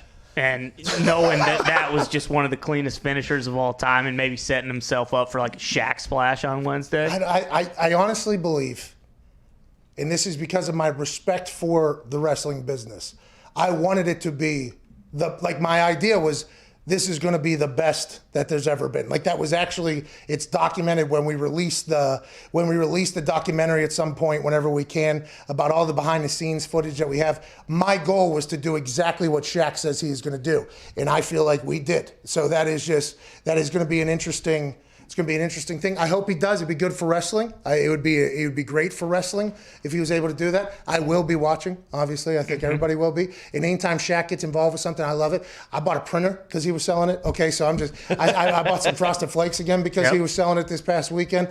I mean, I am a Shaq guy through and through, but I mean, that is a direct shot at me you just took there, I think. And I didn't label me a celebrity. Everybody else did. So it's like one of those situations, you know what I mean? You know what I'm saying? The Snoop splash, though. Pretty good. Oh, here's an A. Go ahead. Go for it. Oh, Rusev. God damn it. To be Miro. I just answered that, though. I just answered that. Yeah. Listen, I'm not saying I'm a celebrity here, Miro, okay? I'm just saying how I was labeled. This guy. We sing the national anthem with this guy in an RV. That's right. This guy. I love this man. This guy hurts. He is awesome. This guy's awesome. I just explained it. All right, take it down, please. Please take it down. Can we find the video? We will find the video during a break. That man right there is one of the most electrifying humans. Good video. But fuck him. He's not a friend of the show anymore. Well, he's got his fan crazed football team to worry about right now. Maybe his wires are a little mixed up. Oh, man. Because it is tough. And by the way, when I put that tweet out, I did have to consider for 5 to 10 minutes that this would be opening me up for that exact situation. That's why as I was talking, I had to thoroughly explain that, listen, I'm just telling you what it was considered. That's why I got hated so bad, by the way, because I was an outsider celebrity coming in, taking somebody's spot that has worked their entire life through armories and bingo halls and blah, blah, blah to get there without even thinking more eyes are going to be watching the product. This is good for everybody. I was viewed as that. So that's just why I'm saying much smaller in the scale of things, much, much smaller in the scale of the world, in both stature and everything. I know that. But he is taking a direct shot at what I accomplished. So, I have to stand up for myself for what am I. Well, and maybe that tweet was not a shot at you saying he said celebrity. Like, he is saying, hey, you're a wrestler. Oh, yeah, rookie of the year, dude. Yeah, you're right. You're right. Hey, let's clip this one. You're right. Where's it at? Right here? Right here? This one? Yep. This one? Yep. This one?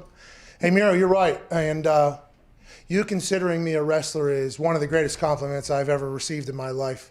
I will always look back on the time that we spent in the RV together as one of the most electrifying moments of my life. And now that you're coming to my defense here, and not only winning Rookie of the Year, but now fellow wrestlers that I have a lot of respect for saying that I am not a celebrity, I am a wrestler.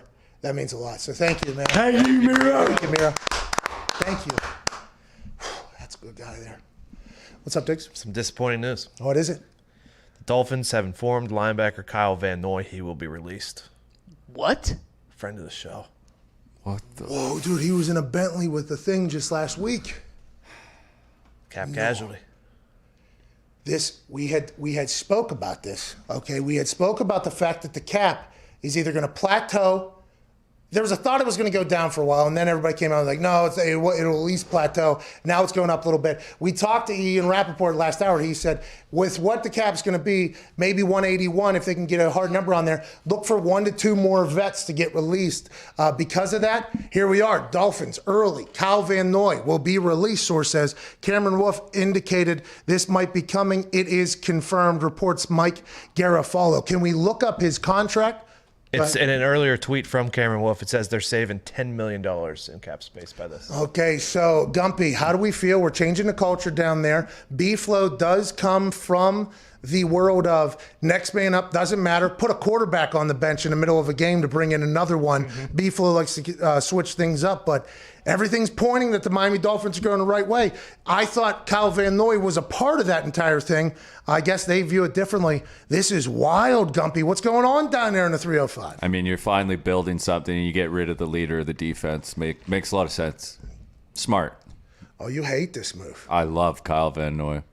Hey, me too, by the way. He's a good dude. He was excited, man. When he was on the Patriots, he'd come on this show, and everybody hated it because he was such a good dude, and he was a Patriot. You wanted to hate him. Then he goes down to Miami. He comes on the show. It's like, I'm a big fan of Kyle Van Noy. I like his Twitch streams. I like the way he said he wanted to be a leader in that locker room, tough, gritty. Oh, so now he hits the – and he said in the interview what he got a little he didn't say he had FOMO, but he thought, last time Gronk and Tom did that whole thing. That's right. You know what I mean? He's already in he's in Florida. What would they have to pay him? $10 million? That'd be a lot, right? He was Rapoport just tweeted he was 1 year into his 4-year, $51 million contract. How much guaranteed there? Let me look. Oh, because if he's getting guaranteed money, then he can just go take a small deal somewhere else. And I believe that's called double dipping. It was $30 million guaranteed. Good for Kyle. Hey, good for Kyle Van Noy, dude. Now, that stinks for Miami, obviously, and I think he was really falling in love with that place down there. I mean, it felt like that. I don't know. I mean, why am I acting like I talked to him that much? But every time he came on here, he loved what Miami was doing. Not many guys that wanted to be on the Dolphins at this point in time, and now you get rid of someone who really wanted to be there and build something. I mean, it's just Dolphins being Dolphins. That's Gumpy, Canadian Dolphins diehard fan. What's that, Digz? He was due $14 million this year. His dead cap is $4 million. So that's where the $10 million savings comes in. Oh, okay. So he's only getting $4 million next year from the Dolphins, then, right? That's what that means. I don't know, to be honest. Bro, this is fucking wild, right? We got to get to a break. Let's get to a break. Let's learn some more stuff during a break. Fuck. Bro, that's one of our guys too. What are we doing? Hey, maybe he'll go to like a cool team that's, in the conversation. Wants to win. You said it. Yeah, the Bucs are right down the road there. I mean, stay in Florida. It might be losing Shaq Barrett, Kind of just drop him in. Come to the Colts. Why don't you just come to town? Come to town. Just come to town, dude. Kyle, we'll set you up an entire stream thing. Breaking news out of the NFL. Hey, the NFL never sleeps, okay? It did for a few days, I'll be honest. It was tough in here. But now things are cooking. We got Collin Morikawa on the other side of this break. 4 minutes. We'll see you then. This is the Pat McAfee Show.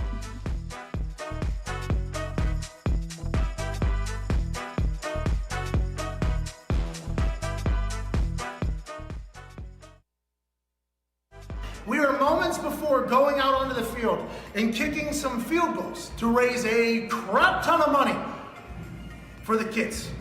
And I'm about to become an old man. Said I do this, then I do this, then I do this. Oh, Kazi. Oh my God. You want a little bit of that grandpa. Hey, you see, you go, and then I'm just so excited we can raise some money because that's what we're here for. What's going on? Hey, hey, hey. It is hard to see down.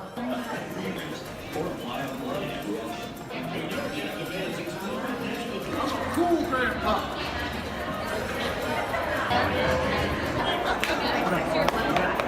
There's no way I lived this long in real life.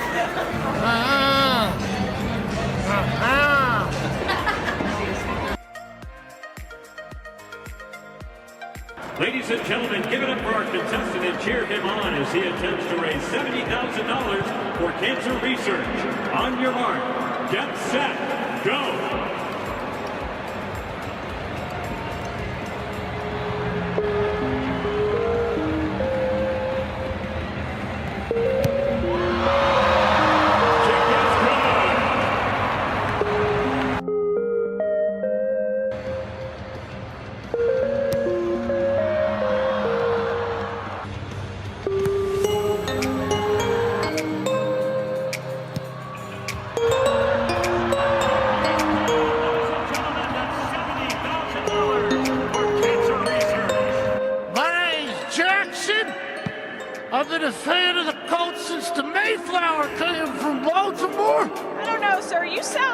familiar.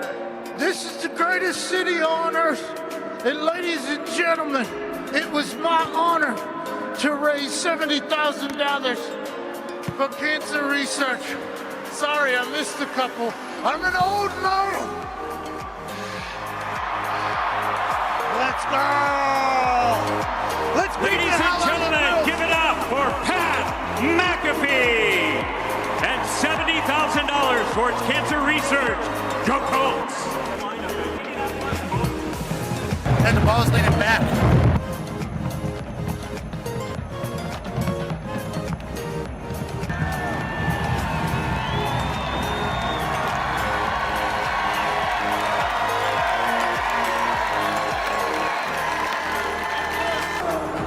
Couldn't see. It's a lot more difficult seeing. Hi! Old man's got a hammer.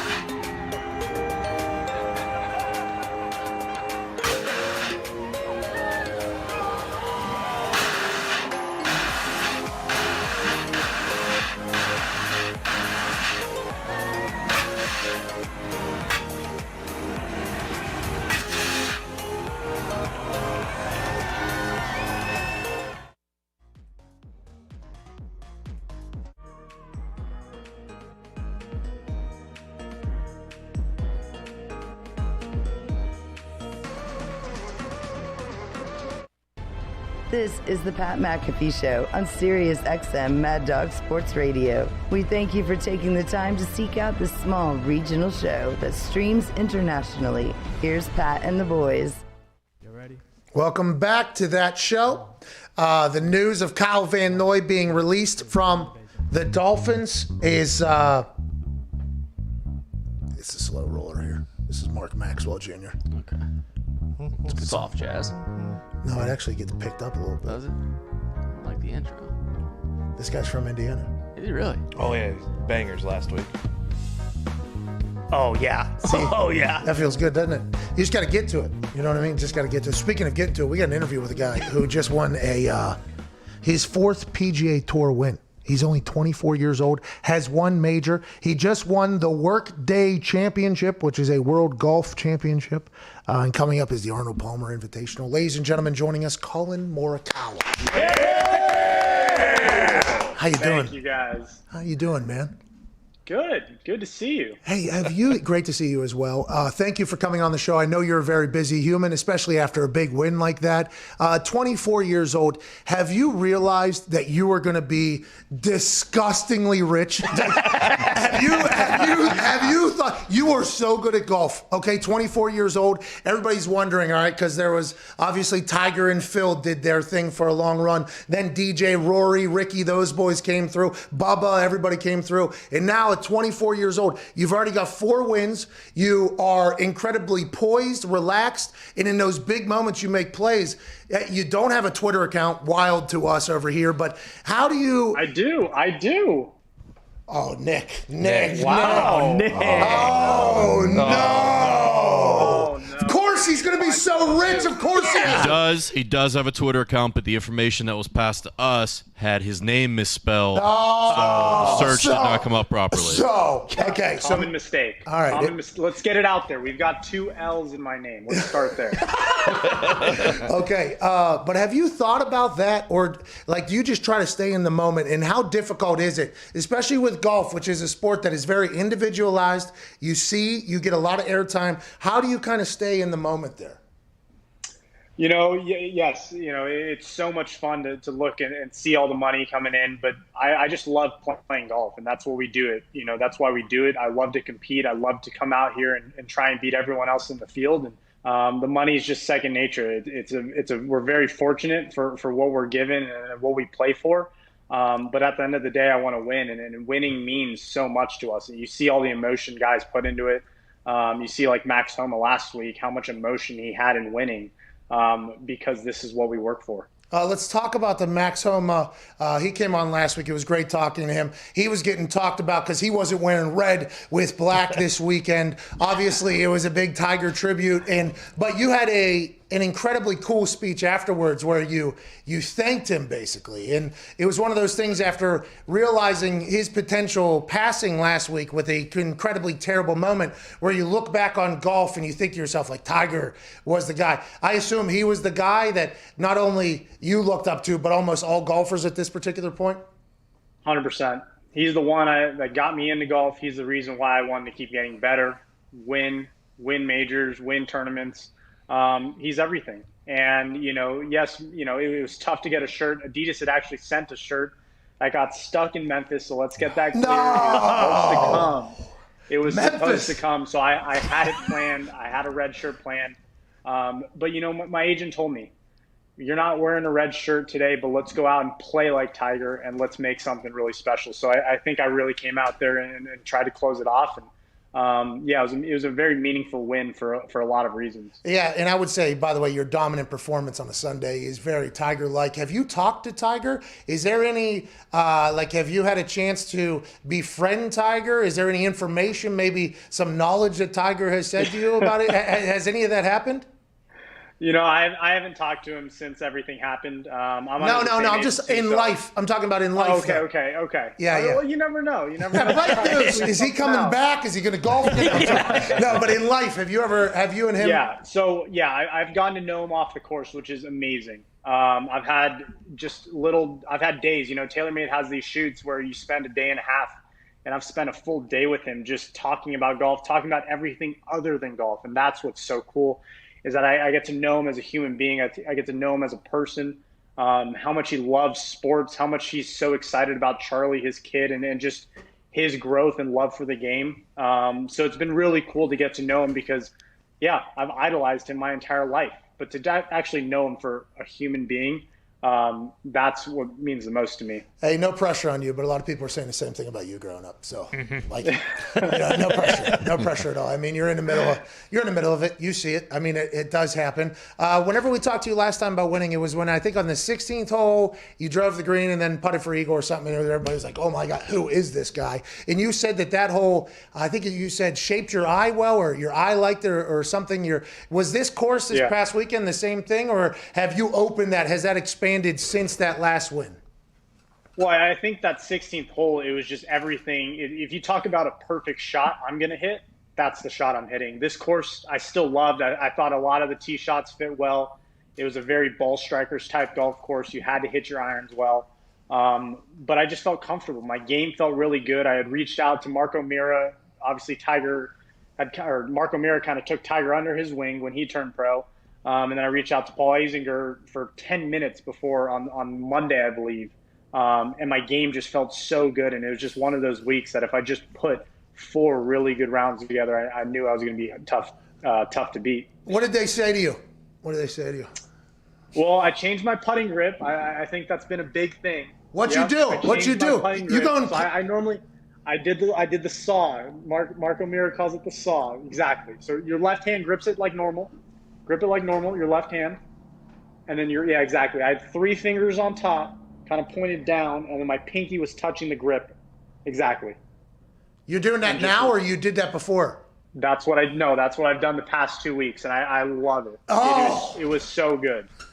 Game changer. How wild is it that you go your whole career with a grip? And then is this the first time you've changed your putting grip? And have you ever changed your full set grip as well? I've never changed my swing, and I promise you I never will. But putting, I've messed around here and there. I've never done this, and I was very nervous just about seeing the results. But it felt so good.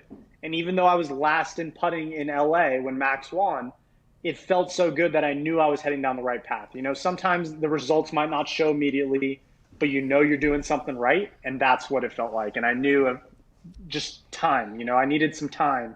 And I needed a little more of a bigger sample size. Okay, so let's assume then, I don't know what the odds are this weekend. After this information gets leaked, though, if you have a hot putter, probably going to go down. There's some times where, I'll be in a scramble, and the flat stick will get hot, The flat stick will get hot. And the boys, they'll go first to show you the line or whatever. But inevitably, that thing's going down. That's how you feel right now with this new grip, huh? It feels like everything's falling? Yeah. It just feels like I can stroke the putter. And it's something I've never felt, which is really weird that I've gone my entire life putting the way I did. But it just freed something up. So now, yes, I still have to read the putt. I still have to match my lines and speeds. But just having a little more confidence on putting, it's definitely I'm working my way there. So when I was on College Game Day, when they were down at the Masters, which is a month from now, I assume you're already preparing for, Augusta or whatever. I juggled, a golf ball, I think like 15, 20 times or whatever on it. Can you do that? Not bad. Can you do that? Yes, I think every professional golfer can do that. I just didn't know. Okay, I didn't know. How about the hit it out of the air thing? I'm not great. It's not 100%, but I'm not bad. It's just timing and it's eye-hand coordination with that. Whenever you work, do you do any bullshit, or is it just like to break up the day? Is there ever any for 5-10 minutes, let's do Happy Gilmore tee-offs, okay? Just kind of break up the day, or is every day just machined? We got putting in the morning, we got sand work, we got iron work, and then we have drive. What is the day-to-day of a professional golfer? Yeah, for me, it's not that structured. I'm not going out there running like Happy Gilmore, but you might have fun. I was talking to Victor Hovland, and I think over the past few months, he gave himself 3 to 5 minutes to swing as hard as he could and just see how hard he could hit the ball. And so I've done that here and there just to see, test your limits. But I like going out and playing. I like playing with some people at the course. I'm a member at the Summit in Vegas. Just going out, having some fun. And that's what it's all about when you're on your off weeks. What's the course record out there? I think 61. I think I had tied it, I believe. I'm not positive on that. Who is it? Who is it? Do you know who it is? Well, it's me and Maverick McNeely. Maverick McNeely is a member out there as well. So is that a real human right there? 61. Maverick McNeely's a real human? Yes. What a name! Is that the best name of all time? Morikawa is incredible. Good. Obviously. Maverick McNeely, what is he a pro? He's another pro? He's a pro. He went to Stanford. He actually tied Tiger's record, I think, him and Patrick Rogers for college wins at Stanford. But yeah. Do you ever play with just random? Do you play with bad golfers, or is that kind of difficult for you? Is that something that you can do, or you can't really play with anybody unless they're of a certain score? And do you play speed golf? Do you play speed golf? I don't play speed golf. I'm not running on the golf course. That's not my thing. I'm not trying to. When I'm on my off weeks, I'm throwing my golf bag on the back of a golf cart, hopping in the golf cart, and driving every single shot I go and hit. But of course I play with bad golfers. Are you kidding me? I'm not going to call out certain Pro-Am players, but we do have Pro-Ams every week where there's golfers that, aren't the best. And it's fun for me to get to know who they are. It's fun for them. But yes, they're not the best golfers out there that we're playing with. By the way, I almost chipped in, I think, from 150 or whatever in the Pro-Am I was in. John Daly seen it. Yep. Yeah. Oh, that's right. You are due for a Pro-Am. You are due. I was at one in Greenbrier, West Virginia. Me and John Daly were a pairing. We had quite a crew following us. 12 beers I took down. Back 9. It was tough. I no longer drink, so I got to get better at golf, though, to go out there. I feel like I have to. That's what you think, but you don't. Yeah, I have to respect the game a little bit, don't you? Because there's humans out there who potentially kill people. You know what I mean? I guess. Yeah. You'd probably draw a little crowd in a Pro-Am, but come watch a golf ball whack. What do you got, Digz? Collin, are you not playing in the Arnie this weekend? Because I just looked to bet on you this weekend, and your name's not on the list. What's that all about? Yeah, no, I am back home in Vegas. I was going to take a week off, and I love that course. Arnie? I love the tournament. Just 4 weeks in a row, especially after what happened last week, it's too much. Are you allowed to do that? Do they give you a certain amount of tournaments you don't have to play? Is that kind of a part of the whole thing, or how's that work? We can pick our schedule. Where I sit in the world in the world rankings, I'm able to pick my schedule and play what I want pretty much. And you decide if I wanted a month and a half off right now, I could take a month and a half off. I would never do that, but 24 years old. It's in your choice. Nah. When are you coming back? Next week? Next week for the players. Yep. Okay. Now we're ramping up for the Masters, right? Does that mean anything? Does that mean course. anything? It does, yeah. So you are thinking that far out. Yeah, I mean, after winning a major, you kind of, yes, everyone understands how big major championships are. You only get 4 a year for the rest of your life. Every year you only get 4. So after winning one, I realized like these mean so much and they change your life. So yeah, of course I'm getting ready for the Masters, but like we're gonna win the Masters Masters. Every event. We're gonna win the Masters. There's a lot that goes into that. There's a lot that goes into that. Yes. Is that course one that is good for you though, or no?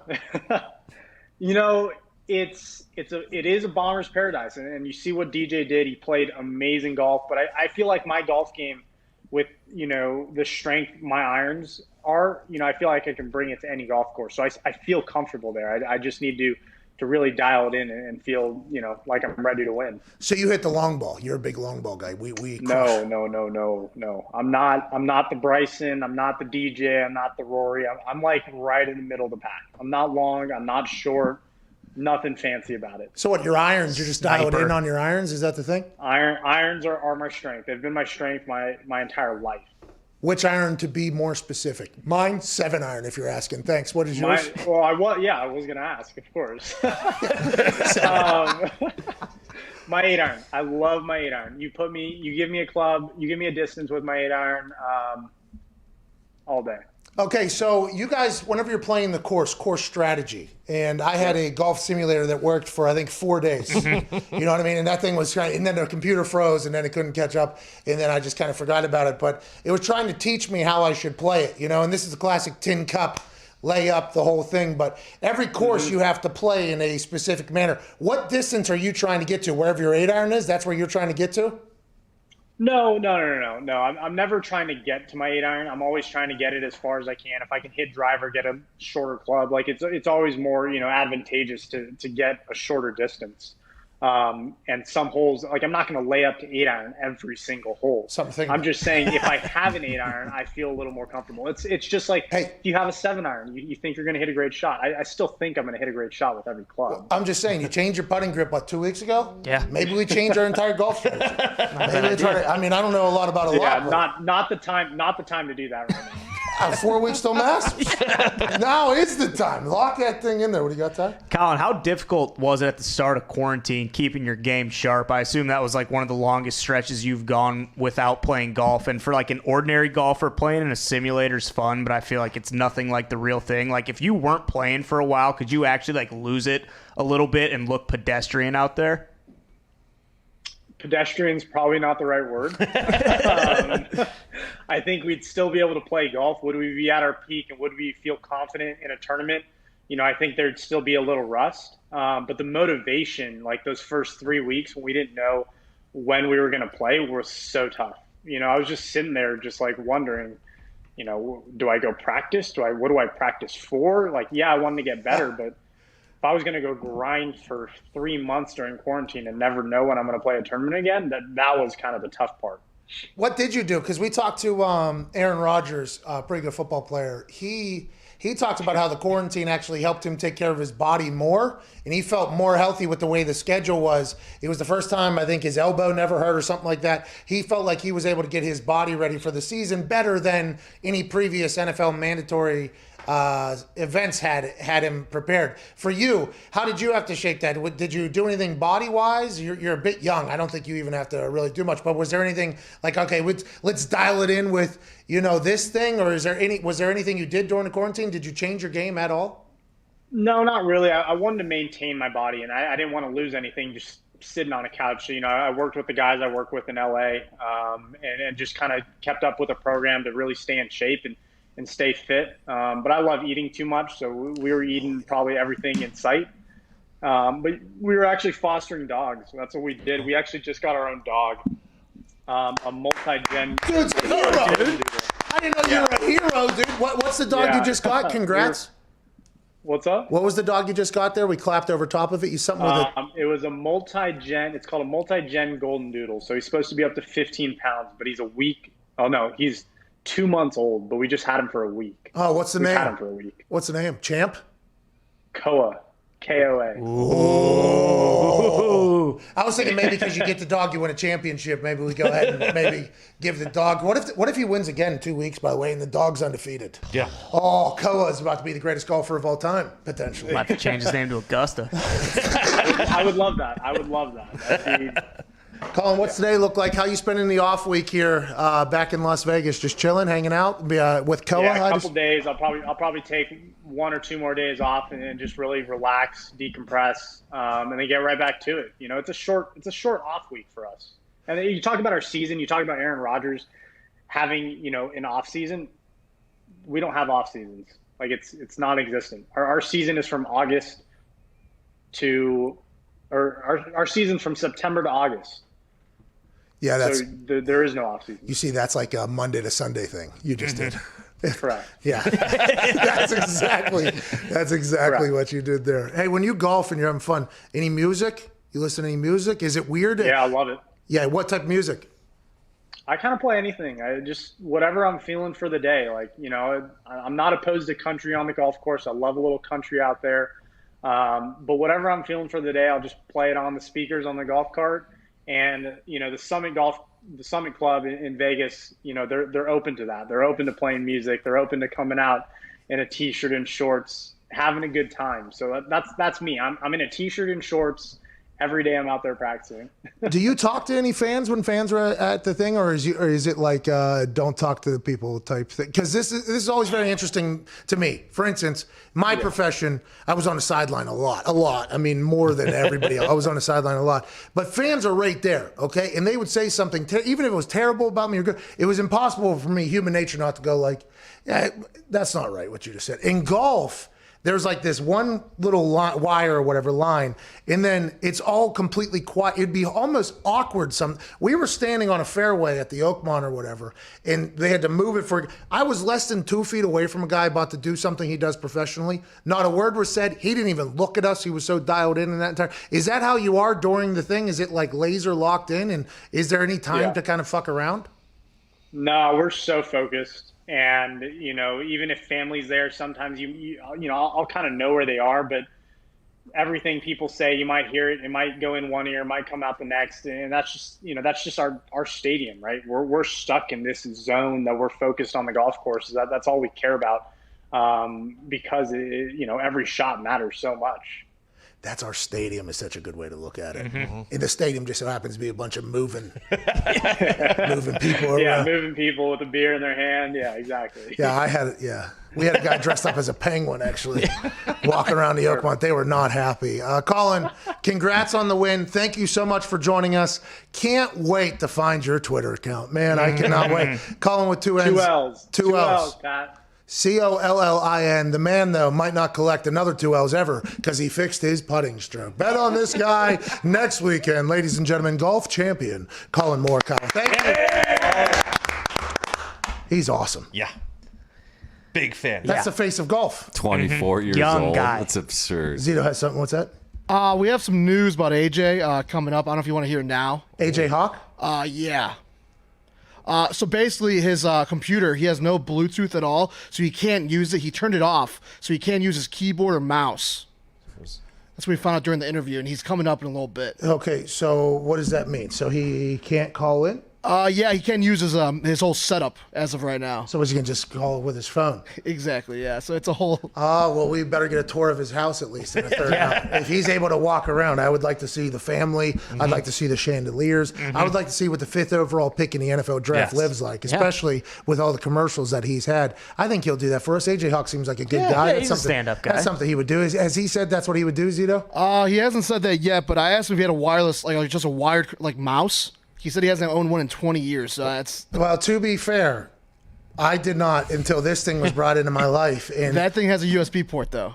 I see. I don't know what that means still to this day. Like wireless. Wireless. That would be wireless then, right?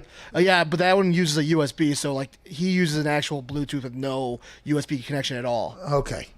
Little behind the scenes here. There you go. AJ's mouse does not work. His computer does not work. So he'll be using his cell phone to walk around for the last hour. That's nice. I'm going to see his house. Mm-hmm. Collin Morikawa, by the way, he had a photo behind him of himself holding some trophies. Mm-hmm. That dude is going to make hundreds of millions of dollars. Oh, yeah. Like, I'm happy he acknowledged, like, yeah, it's nice to see the money coming in, like it is, because it's going to be a river of money just going to that guy. Yeah. Incredibly intelligent, funny, likable, happy, handsome, incredible at golf. Pretty good combo. It's currently number 4 in the world. Take the week off. And he just got comfortable putting. Yeah, just found out how to putt. Just learned how to putt. Imagine changing your grip, being last in the field in putting that week and be like, nah, I'm going to do it another week. No, yeah, listen. People are saying I shouldn't do this, but they don't feel what I'm feeling right now. This thing's about to get hot. He probably went to his house, put a glass down in the kitchen, like you see on the internet, just putting that thing. I'm going to win. I'm going to win. I might never lose again. Why does the hole look so big? That is an awesome feeling. It's sometimes, and I talked about it in the scramble, you get hot for whatever reason. The hole looks like it's maybe 10 balls wide. It is it rarely happens, but when it does, what a feeling. Golf is so much more enjoyable when those 10-foot problems are falling with ease. Those 15-feet ones are just finding the rim or whatever. It is so much more fun. And then when you can't putt, boy, it stinks. Long day. Golf stinks. Yeah. Maybe we need to change our goddamn. All right. Thank you, Collin, for your time. Shout out to AJ next hour. Going to have to do his thing. Right now, what I think we should have to talk about is Kyle Van Noy is not on the Dolphins. Hey, that's a real thing that just happened in the NFL just before we talked to Collin Morikawa. The Kyle Van Noy releasing by the Miami Dolphins is, troublesome if you watch the Dolphins from afar at all, because it felt like, now 13 games played, 6 sacks, it felt like Kyle Van Noy was a rather large piece culturally, just from watching the game. If you watch him celebrate with his teammates, make plays, things on the sideline, then you talk to him obviously in interviews and he talks about what they're trying to build down there. He's proud to be a part of it. Then they release him. There has to be more to the story other than just money. They saved $10 million. I guess he signed for $30 million guaranteed a year ago. He's only 1 year into a 4-year contract. Something had to have happened, right? This doesn't make much sense. Gumpy, our local resident Dolphins fan, a lot of talk during the break before Morikawa came on saying the Dolphins is the Dolphins, and just as things were going, you try to get rid of a captain or whatever. How do you feel about this as it settled in completely? I know Collin Morikawa was hypnotizing, but I assume there were some thoughts about your Dolphins while that conversation was going. It feels as if we will be constantly, forever spinning our wheels, Pat. Just in the mud. Yep. Never getting anywhere. Fred Flintstone, bare feet in mud, just kicking the feet at the 2 years now, building momentum, and now.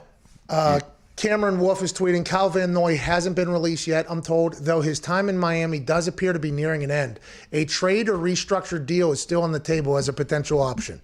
Okay, so now Mike Garafolo is reporting that Kyle Van Noy has been released 20 minutes later, which was 20 minutes ago. Cameron Wolf, who was being quoted in the Mike Garafolo tweet about his release, says it hasn't happened yet. A trade or a rework of a deal is potential. Go ahead, Digz. Mike Garafolo then put out another tweet at 1:37, and it is a statement from Kyle Van Noy. And Kyle Van Noy said, I am surprised and disappointed in their decision. As a captain, I gave my all to the team. I fought through a painful hip injury during the season, including spending a night in the hospital after a game. I was brought there to be a leader, and I know my teammates looked up to and respected me. I'm looking forward to making an impact on my next team on and off the field. Okay, so it might not be official, but Kyle Van Noy ain't fucking going back to that team. No. So he is gone.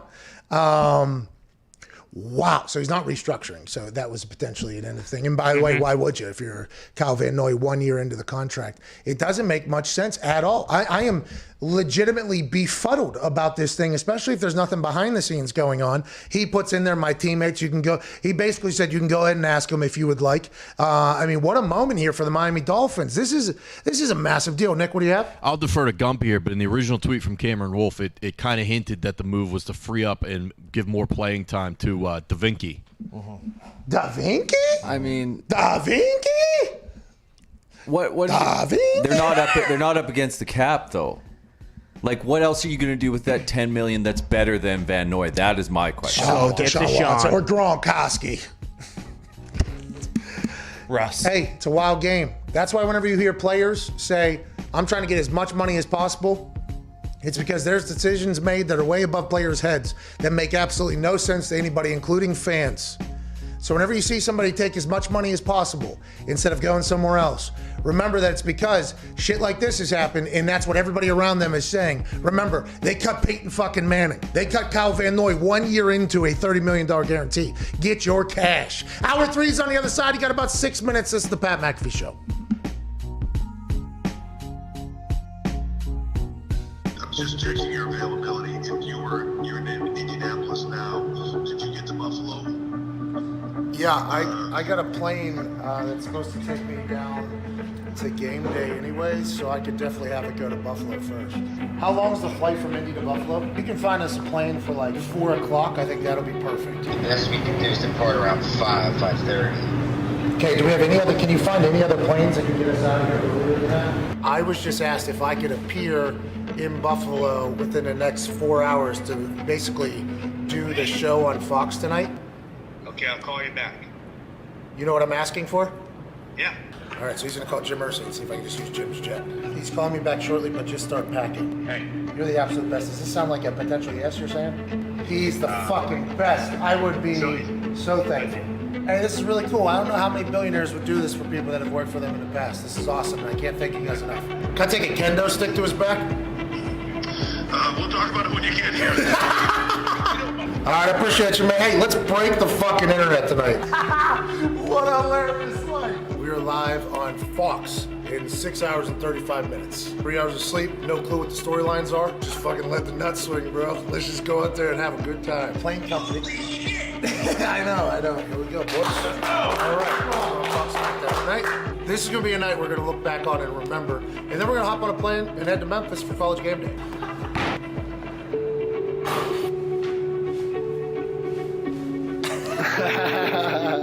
I think this is a joke too. I just want to let you know, like, this is the Truman Show. I very much understand that this is not supposed to happen. I got the text at 1:42 p.m. today from Mr. H that says, "Have you heard there have been some travel issues?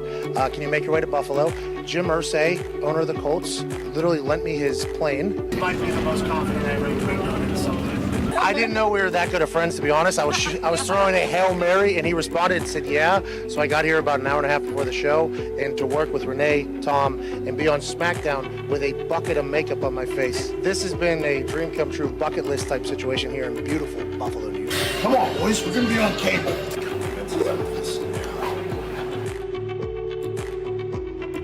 Here by Pat McAfee, replacing our guest commentator Aiden English. No sleeves in, George. Good to see you. It feels good here in Buffalo. I got a text from the game, a cerebral WWE official. He said, hey, you might have heard about the travel issues. Can you make it to Buffalo? I said, absolutely. What a magical evening it is, November 1st, 2019. I mean, let's be honest. The Marine was a heater. You know what I mean? I mean, he's a great actor. He was great on The Real World. He was great on all of that. Oh. Tegan, no! That's how they do it in NXT, baby. Almost took me out holding another grown lady in the air. November 1st, 2019, greatest SmackDown in the history of SmackDown. Pat, you joining us? It might absolutely be correct the way things have gone here tonight.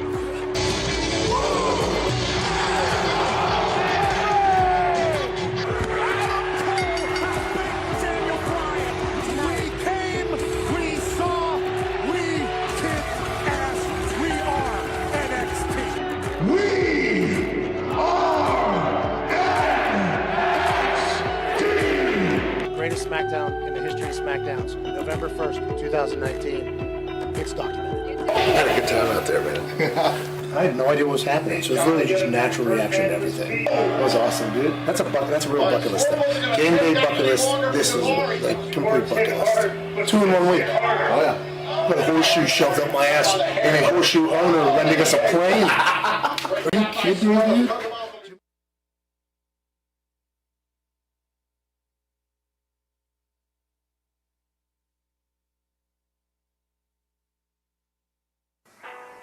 Hey, listen, tonight, you in the red, you in the blue. I hate you both, and fuck you too. Before I leave here, I'm knocking all of you out. Cheers. Oh, let's go. Let's go. Fuck you. Fuck you, fuck you, fuck you. You too, fuck you. Fuck you, fuck you. Fuck you. Bang, and I'm out. Give me out.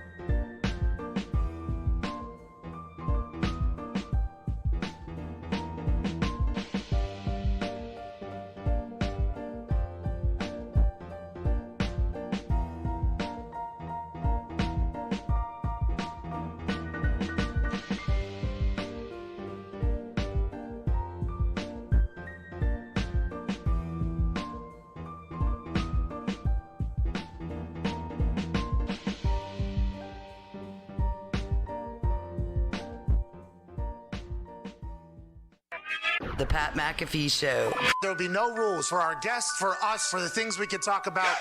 Speaking his mind. I've never had a problem expressing my opinions or my thoughts or anything like that. While being relatable. I haven't had that manufactured fake-ass celebrity that a lot of people have whenever they go on those big networks. I've had a chance to really build my crew, build my following, build my audience. And ridiculous. What am I supposed to do? So I'm supposed to look at something that I can definitely afford and say, nah. Is that what I'm supposed to do? The Pat McAfee Show starts in 3, 2, 1. Welcome back.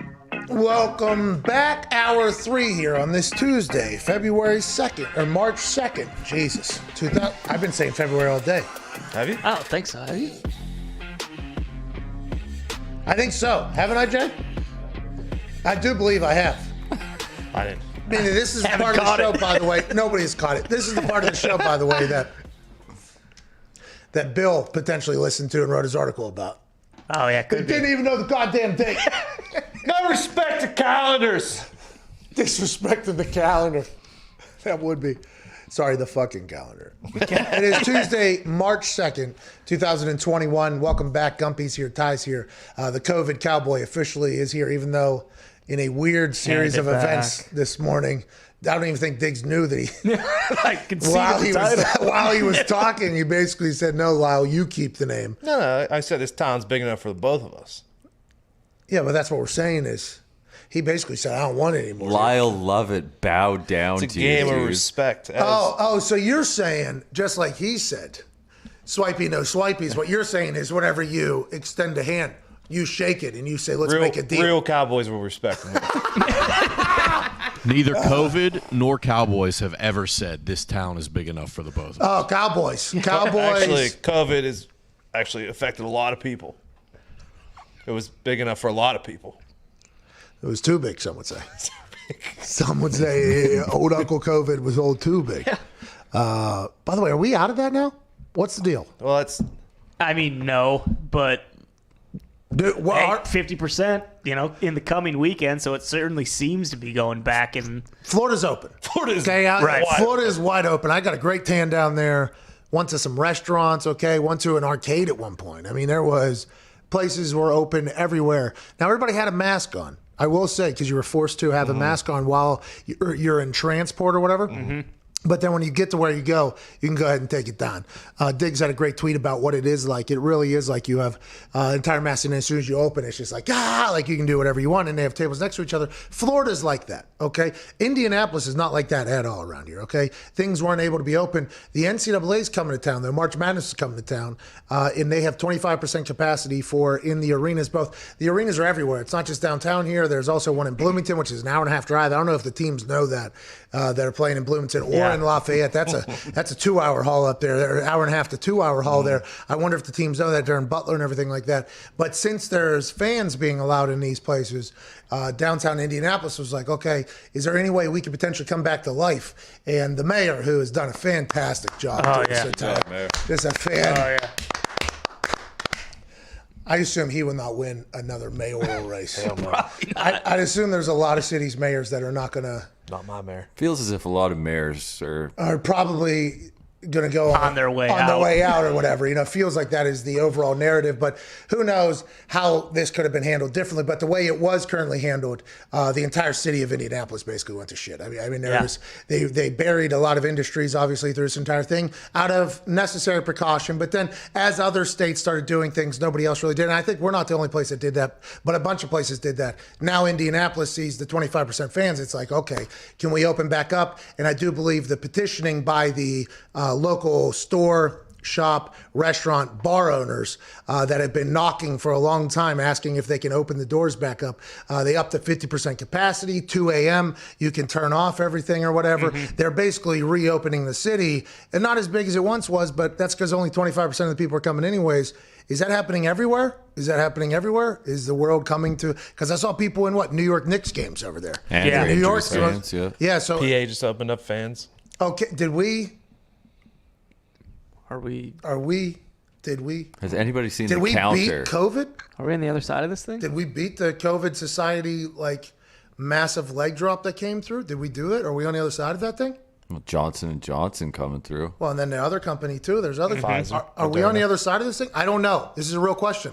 But if we are, I think we should at least say, hey, good for fucking us. Good for us. Good for everybody, huh? Are live events coming back? Are people going outside and seeing people? Are things being purchased and bought? Are people living again? Is this happening again? I don't want to get too wild, but I did see an article from Fauci a week or so ago that it may be potentially okay to start hugging family members. No! We're back, baby! We can hug family members again? Potentially. Only if everyone's been vaccinated, Pat. Okay. All right. Thank you, Fauci. Always on the phone somehow back here. Fauci, by the way, now, I talked about this before, okay? And just because we're in this conversation, and some people might see this that haven't seen us before, I very much, and this is going to sound like a cliche, but I have my blinders on, okay? I stay in one world, and people realize, I think, that I have a lot more fun in this because I just stay in my own little world there. Fauci made his way into my world, okay? And he was in my world, does not involve that type of stuff. It's like, hey, let's have a good time. Let's keep it moving. Let's go ahead. How we doing? Keep it moving. That's literally my entire life. Fauci made in there. He took over. Hey, Fauci was maybe the most notable human on planet Earth. Then he kind of disappeared a little bit for a little bit. What a fucking... Everybody thought he was a one-hit wonder, especially after the years and years and decades that he had been missing or whatever, right? Because he was also part of the previous pandemic. AIDS, I think, was his big one, right? And then he comes out with this coronavirus. He's out here. He's gone. Now he's back writing things saying we can hug again. Big comeback for Fauci, but also big comeback for people, I think, at this point. Pat, it's my legacy to make sure that on my dying day, everyone knows that I brought back hugging from a pandemic. Well, what about the Super Bowl and parties and Thanksgiving and Christmas? Hey, you got a Super Bowl down in Tampa at what, 25% capacity? That's better than zero. That definitely is better than zero, Fauci. Thanks for all your work. By the way, he won an award that paid him $1 million. Yeah. By the way, world, you're welcome. No, thank you. Thank you. You don't even have to say you're welcome, Fauci. Is AJ joining us, or is his computer still? He's close. He's getting there. This is unbelievable. What does that mean? Yeah, you said his mouse was broke? He had to run to CompUSA, buy a new fucking mouse. He had to get a new keyboard. You gotta remember he doesn't have a touchpad on his computer? You got to remember his driveway. No, these computers do not. Actually, this one does have a touchpad. This one does not. Oh, he's got a Dell? No, I don't know if he has. I assume he doesn't have a Dell. But what I'm saying is his driveway is 3 to 4 miles long. Correct. So for him to get to town, he has to get to the road to get to town. That is 4 miles away from his villa that he lives in Ohio. And who knows where town is. If he is leaving his house to go get something, we are not going to have AJ Hawk on the show. No. He's got 4 or 5 security gates that he's got to get to and say hi to every single security officer and all of his gates and his protections. Yeah, I mean, that's what by the way, that's what you're working for. You know what I mean? Like that's what you're working for, is to try to get to that point. Now, did he FaceTime it? Ladies and gentlemen, joining us now. I don't know if he's at the estate or the store. Super Bowl champion AJ Hawk. Okay. Oh, you're right back. Yeah, I threw this thing together like a Zito production, so here I am. It looks no different. What are you using? You actually look better. Yeah, I don't know what your previous setup was, but you look better right now. How'd you do it? No, this is my previous setup. So yeah, I had a bunch of Bluetooth issues, got Bluetooth turned off, can't connect them because your keyboard and your mouse are Bluetooth. Oh, cool. I can't do anything. Can't even get on the computer. So I figured it out. Did you have to change the batteries? Normally you just got to change the batteries. No, I turned Bluetooth off with my Bluetooth mouse on my computer accidentally, and then you just can't. Then how do I get back to it? Think about it. How Like changing the language on the phone.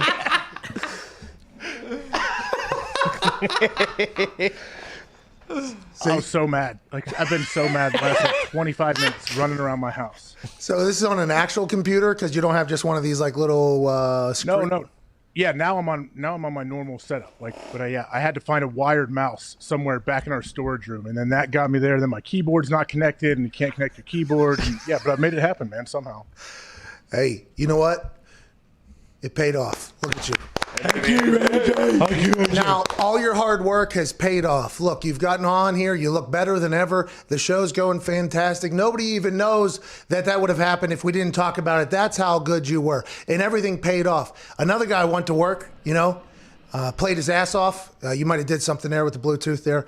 But played his ass off, has done nothing but buy in. And he gets cut 1 year into a $30 million guarantee down there in Miami. Kyle Van Noy out of the Miami Dolphins. Have you heard this? Did you know this while you were searching for a mouse that had a wire on it? Kyle Van Noy's been cut from the Miami Dolphins. Is that not shocking, insane, and not expected at all, which I guess is the exact same as shocking? I mean, it is shocking to me. I mean, this is the first I am hearing of it. As I told you, I've been kind of off the grid the last hour. But so...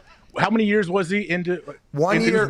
How many years was the deal? 4-year deal, $30 million in guarantees, 1 year in, 6 sacks, 13 games. In his statement through Mike Garafolo, I am surprised and disappointed in their decision. As a captain, I gave my all to the team.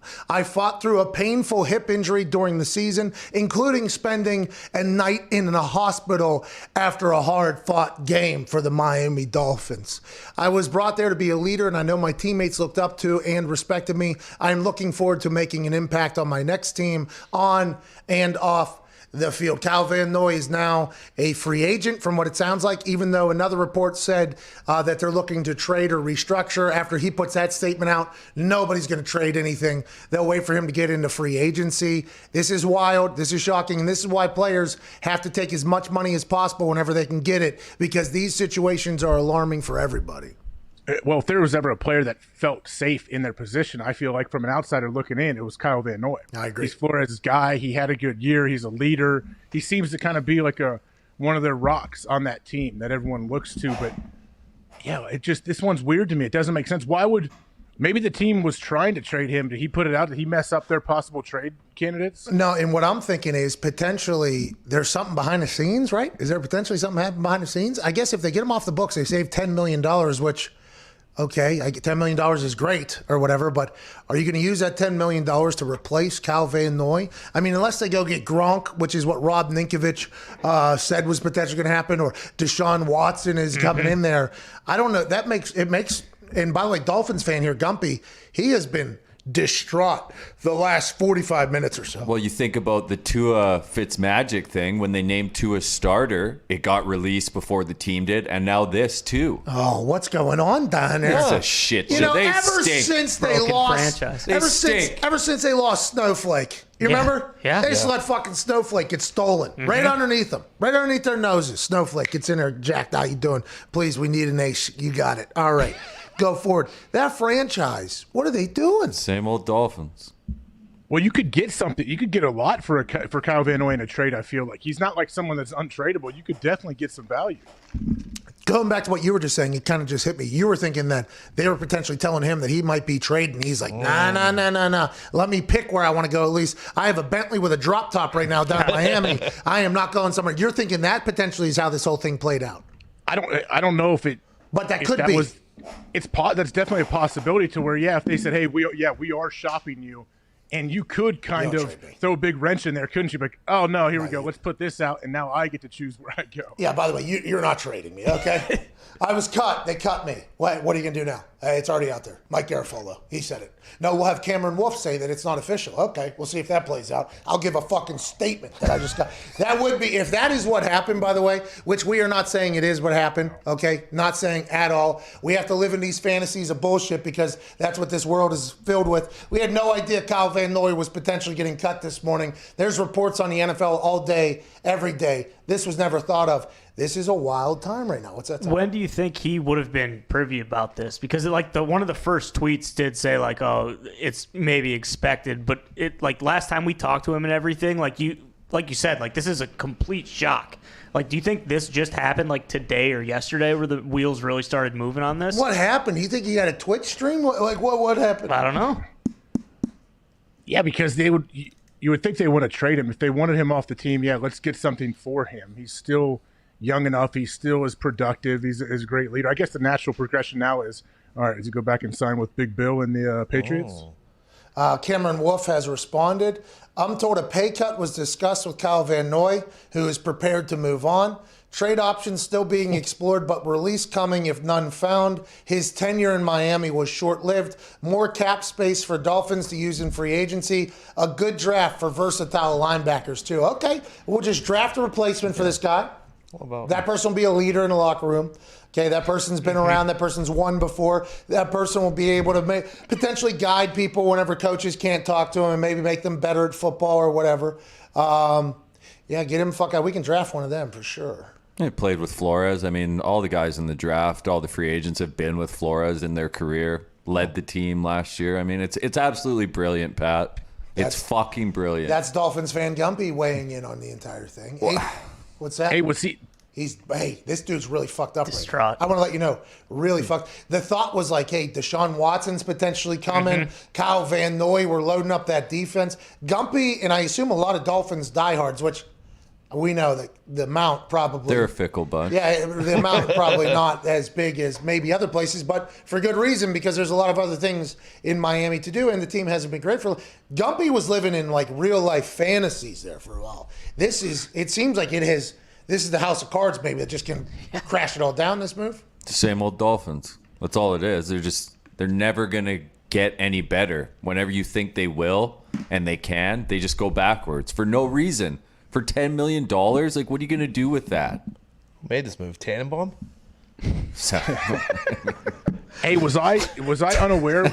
Was Van Noy one of those guys that was on the list as like a potential cap casualty? Because I don't remember seeing him anywhere. But cap casualties were talked about. We talked about this at length whenever the future salary cap was brought into the forefront of conversation, right? Everybody's saying it was going to go down.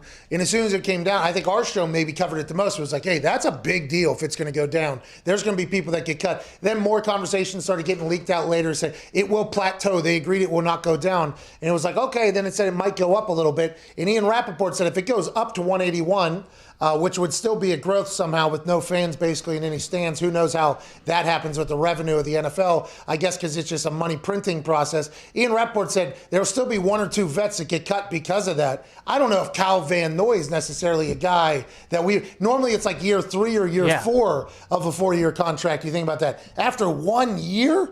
I don't know. I do not know. I like the fact that he put out in his statement, though, like, hey, I was actually really hurt this year, too, for your teams that are potentially thinking, like, I was in a goddamn hospital one night. Let's go ahead and have a little faith here. Yeah, it's going to be interesting to see, I guess, what kind of interest he gets from other teams. And if it seems to be really difficult now to trade the guy. You would think to just let him, hey, let's wait this one out and we try to get him if we can. I really like the thought of, hey, we're wondering, 1 year ago we signed a deal. And what we're thinking was you just, take a pretty big pay cut. What do you think? No? Okay. Well, we're going to have to trade you then, Kyle. Oh. Okay, yeah. Mike Garafolo. They just released me. Yeah, it's over. Oh, yeah, you guys aren't going to be able to trade me. That's right. Have a good one. Yeah. By the way, good luck. I'll take all that guaranteed money now. Thank you. Hey, good luck. See you. Have a good one. What if Kyle Van Noy was that much of a savage in there? He would be. That would be awesome if he was just – remember, he has done business with Belichick before. Mm-hmm. You know what I mean? Yeah. That would be so awesome if he did that. Oh my God, that'd be. Hey, whose decision do you think this was? Well, a true alpha knows when to concede for the betterment of the team. So That's right. Whoever. He's on the show tomorrow, by the way. Motor City Dan. Yeah. CTC. What time? It's gonna be amazing. What time's he on? 12:25. AJ, you won't be on Motor City Dan. But we have another Matt. He's not on anymore. No, he still is, but not in AJ's hour. Oh, AJ, you don't get a chance to talk to him. Oh, no. It's all right. I can watch as a fan. I like that more. Why? Because then you can judge later with text messages. Yeah. No, I don't judge. I can enjoy it and not try to jam myself in there. Hey, you weren't in there last night, by the way. What's that all about? Did you play? Yeah, I played Gumpy. Gumpy has you would have thought last night was the worst news he would have faced. And then all of a sudden the Dolphins decided to bury the fucking guy all of a sudden, you know what I mean? Bit of a schneid right now. All right, we have to go. I wasn't there, though. I wasn't there. I didn't make it. I saw I missed a FaceTime from you at some point last night, but I didn't turn it on. By the way, what you would have seen is me lifting up the thing. Where are you? That's where it would have been. Okay. I like the thought of you having like children, and you answering and them seeing your phone and me popping with my virtual reality thing. Where are you? Yeah, go to bed. Okay, go to bed. All right, sorry, Uncle Pat over here. He's in his little virtual reality world. Pretty much, that's it. But my kids would be really mad. They'd be like, "No, Dad, we can stay up later and we'll watch you play." Like if I would have answered something like that. Oh, man. I got a morning routine, guys. Okay. It's starting to happen. Pretty cool. Like that. All the great ones do, Pat. All the great ones have like their morning routine. I know your guy, jab, right hook, or whatever. He has a great routine. Free content. Pay shit. All right. This is the Pat McAfee Show. Tuesday, March 2nd. Austin Ekeler will join us on the other side. Have a good one.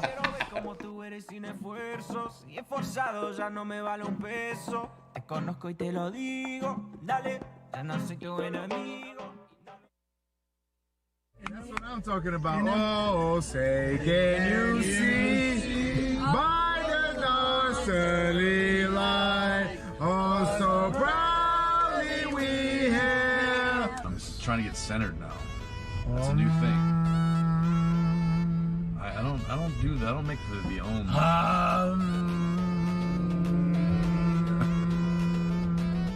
But too sweet, bro. No. For the ramparts we walked was so gallantly streaming. This is a good one. And the rockets great glad the balls bursting in air gave proof through the night.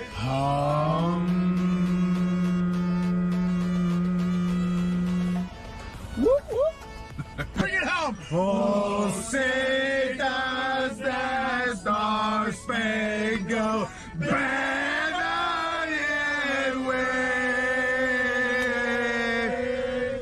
o'er the land of the free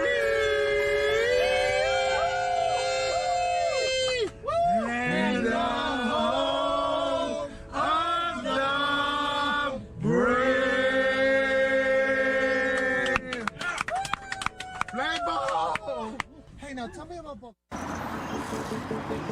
Okay. What's his pressure? Okay.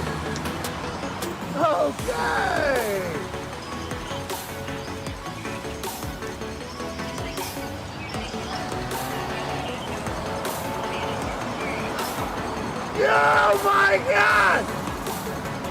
Best sign spinner in the world!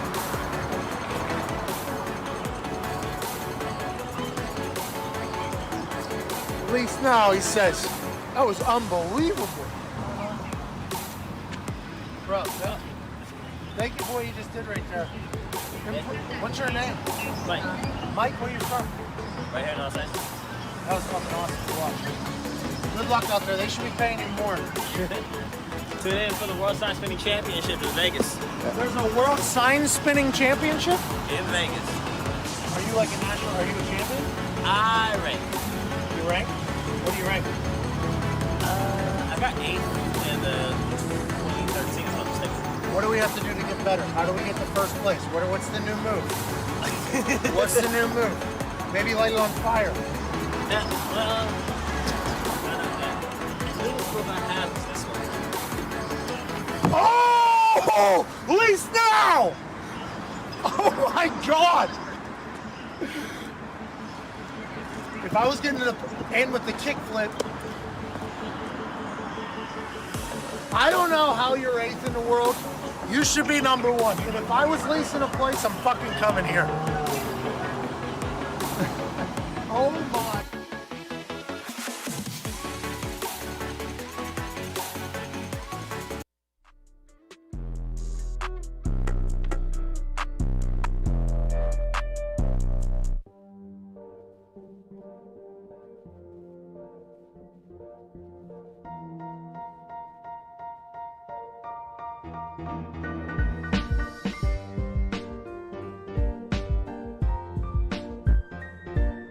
Welcome back from your bathroom break.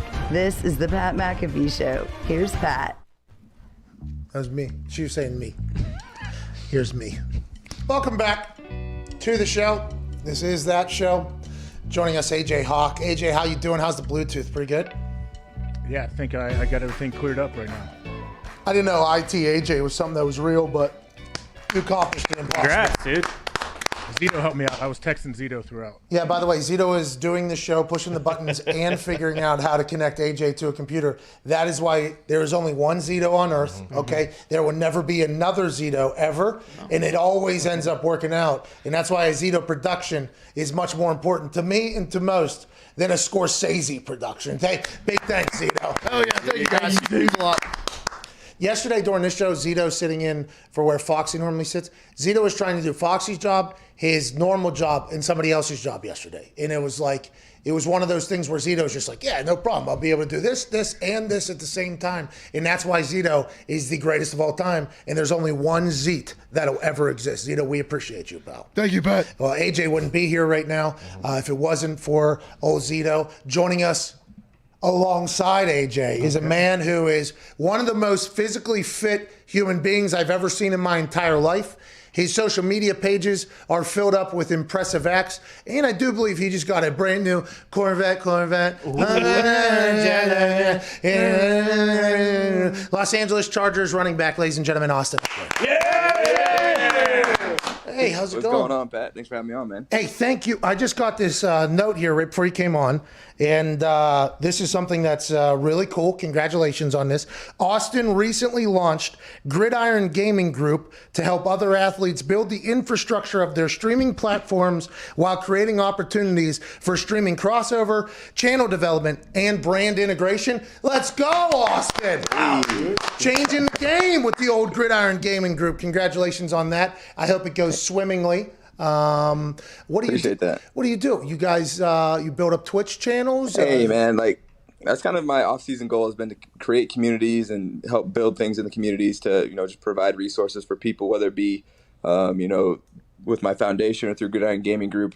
So Gridiron Gaming Group, my goal behind that, because I started streaming on Twitch and had a really great community growth, really a lot of just opportunities that came from that. And I was like, other people can do this too.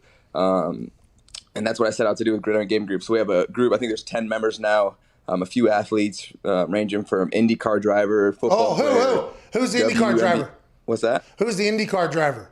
Connor Daly. Oh, fucking Connor. Connor? Oh, I love Connor. Yeah, absolutely. Yeah. Connor's with us. He's actually doing an event for us today. Attaboy, so shout out to Connor. Yeah, shout out to Connor, dude. But yeah, we have a whole bunch of different athletes, and so basically we just come together to grow our communities together and just take advantage of our streaming platforms to get across to our communities and our brands. That's awesome. Helping out a lot of athletes. Connor Daly is an electric factory, so I think that is a great signing by you guys. Let's move on. Talk about your off season. I saw the 405 challenge. Do we have that video? Can we run that video? Yeah. Squatting 405 pounds. Let's go ahead and run that thing.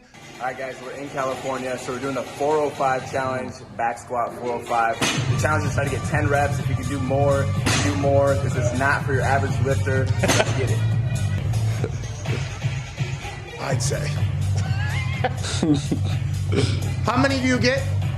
13. Okay, that's good. Okay, so so now I thought a challenge was something that people could do. I feel like I have rather strong legs. I could not step under a bar with 4 or 5. So do you guys just make challenges for like the superhumans out there? I did not know that happens. Hey, there's this I don't know, this status based upon my name, like pound for pound strongest in the NFL. And so I've been challenging that. I'm trying to put out some content to see if anyone wants to step up to the plate and challenge me of getting the title. So if you can help me throw it out there, let's go. I want to see some people try it. Let's go. Someone put 405 and see how many reps you got. I don't know. You just got to remember, I'm 195 pounds too. So you're cranking some weight. It's good. Yeah, I want people to start sending in. They're going to be blowing their backs out left. Hey, not for your average lifter. Do not try if you're not a professional. Very smart. You're right. And nobody can make it look easy like you two, just pumping it out like it's absolutely nothing. Have you always kind of been like this physical freak, or is this something that you grew into? It's something that I've grown up with. I would say it's become who I am today. It's become more of a lifestyle now that I just love the gym. It's kind of like my therapy, my little getaway, and also helps me play football at the same time. But it's where I've learned a lot of social skills, where I learned a lot of just skills, how to work hard, and that have really, grown into other aspects of my life. And so I hold that dear to my heart because you can't ever forget your roots. I was never in the running for this award, so that's probably why I hadn't heard of it. But there's a pound for pound strongest person in the NFL award, and who else is in conversation with you? Do you know who any of these? I feel like it's the unwritten award. It's not like an actual award. It's just like, yeah, this kid's ridiculously strong. Anybody who else gets dropped in a conversation alongside? I know you probably I've never heard anyone else. So that's why I'm challenging some people. Let's see what we got out here. I saw we have a Saturday abs session on your Twitch channel. I'm going to follow along, by the way. Abs are something I've never had. After seeing you built like a Greek god, I'm going to go for it. But what is the off season? Working out, getting better. This past season, obviously, you had an injury, so that took you out a few games. But going into next season, the Chargers are building something special. What does the off season look like for you right now? Yeah, right now as far as training is, just building back up to, getting to peak performance so we can hit the season again. But I've got some off the field stuff too. I have the Austin Ekeler Foundation where I have my first project up in Santa Barbara High School. I'm building them a gym so they can become some beast and do the 405 challenge. And so that's the first project going through my foundation, looking for the next project in Inglewood as well. And so just trying to really build communities, trying to get myself out there and just help out where I can, but also, keeping in mind, I got a job to do. So never forgetting to work out and to grind with the boys and get ready for the season. Looking forward to it. We got a lot of new things coming in. No telling what it's going to turn out for us. We got a lot of hard work in front of us with the new coaching staff, but in our quarterback coming off the Rookie of the Year season. So it's a lot of excitement, and we just got to put it together. The Pepsi Zero Sugar Rookie. Oh, yes. Let me get that right. Have you been able to speak to your new coaching staff at all? Like, what's the deal? What are the rules right now? Right. So if you go in the facility, you have to make sure you get COVID tested. So it's still kind of the same as during the season. And I went in there and spoke to him last week, just establishing myself as far as just introducing who I am, what I'm about, what I'm going to bring to the table. I told him, hey, man, coming here, I just expect them to set the standard. You gotta have that open conversation when you're coming into a business relationship like this and what you're expecting, what you're gonna bring. I'm definitely listening to what they have to say, but I'm like, look, come in here, set the standard with us because we're ready to go. We got the pieces to get some stuff done. All we need is something that we can buy into. And they were all about it. They're ready to go, excited.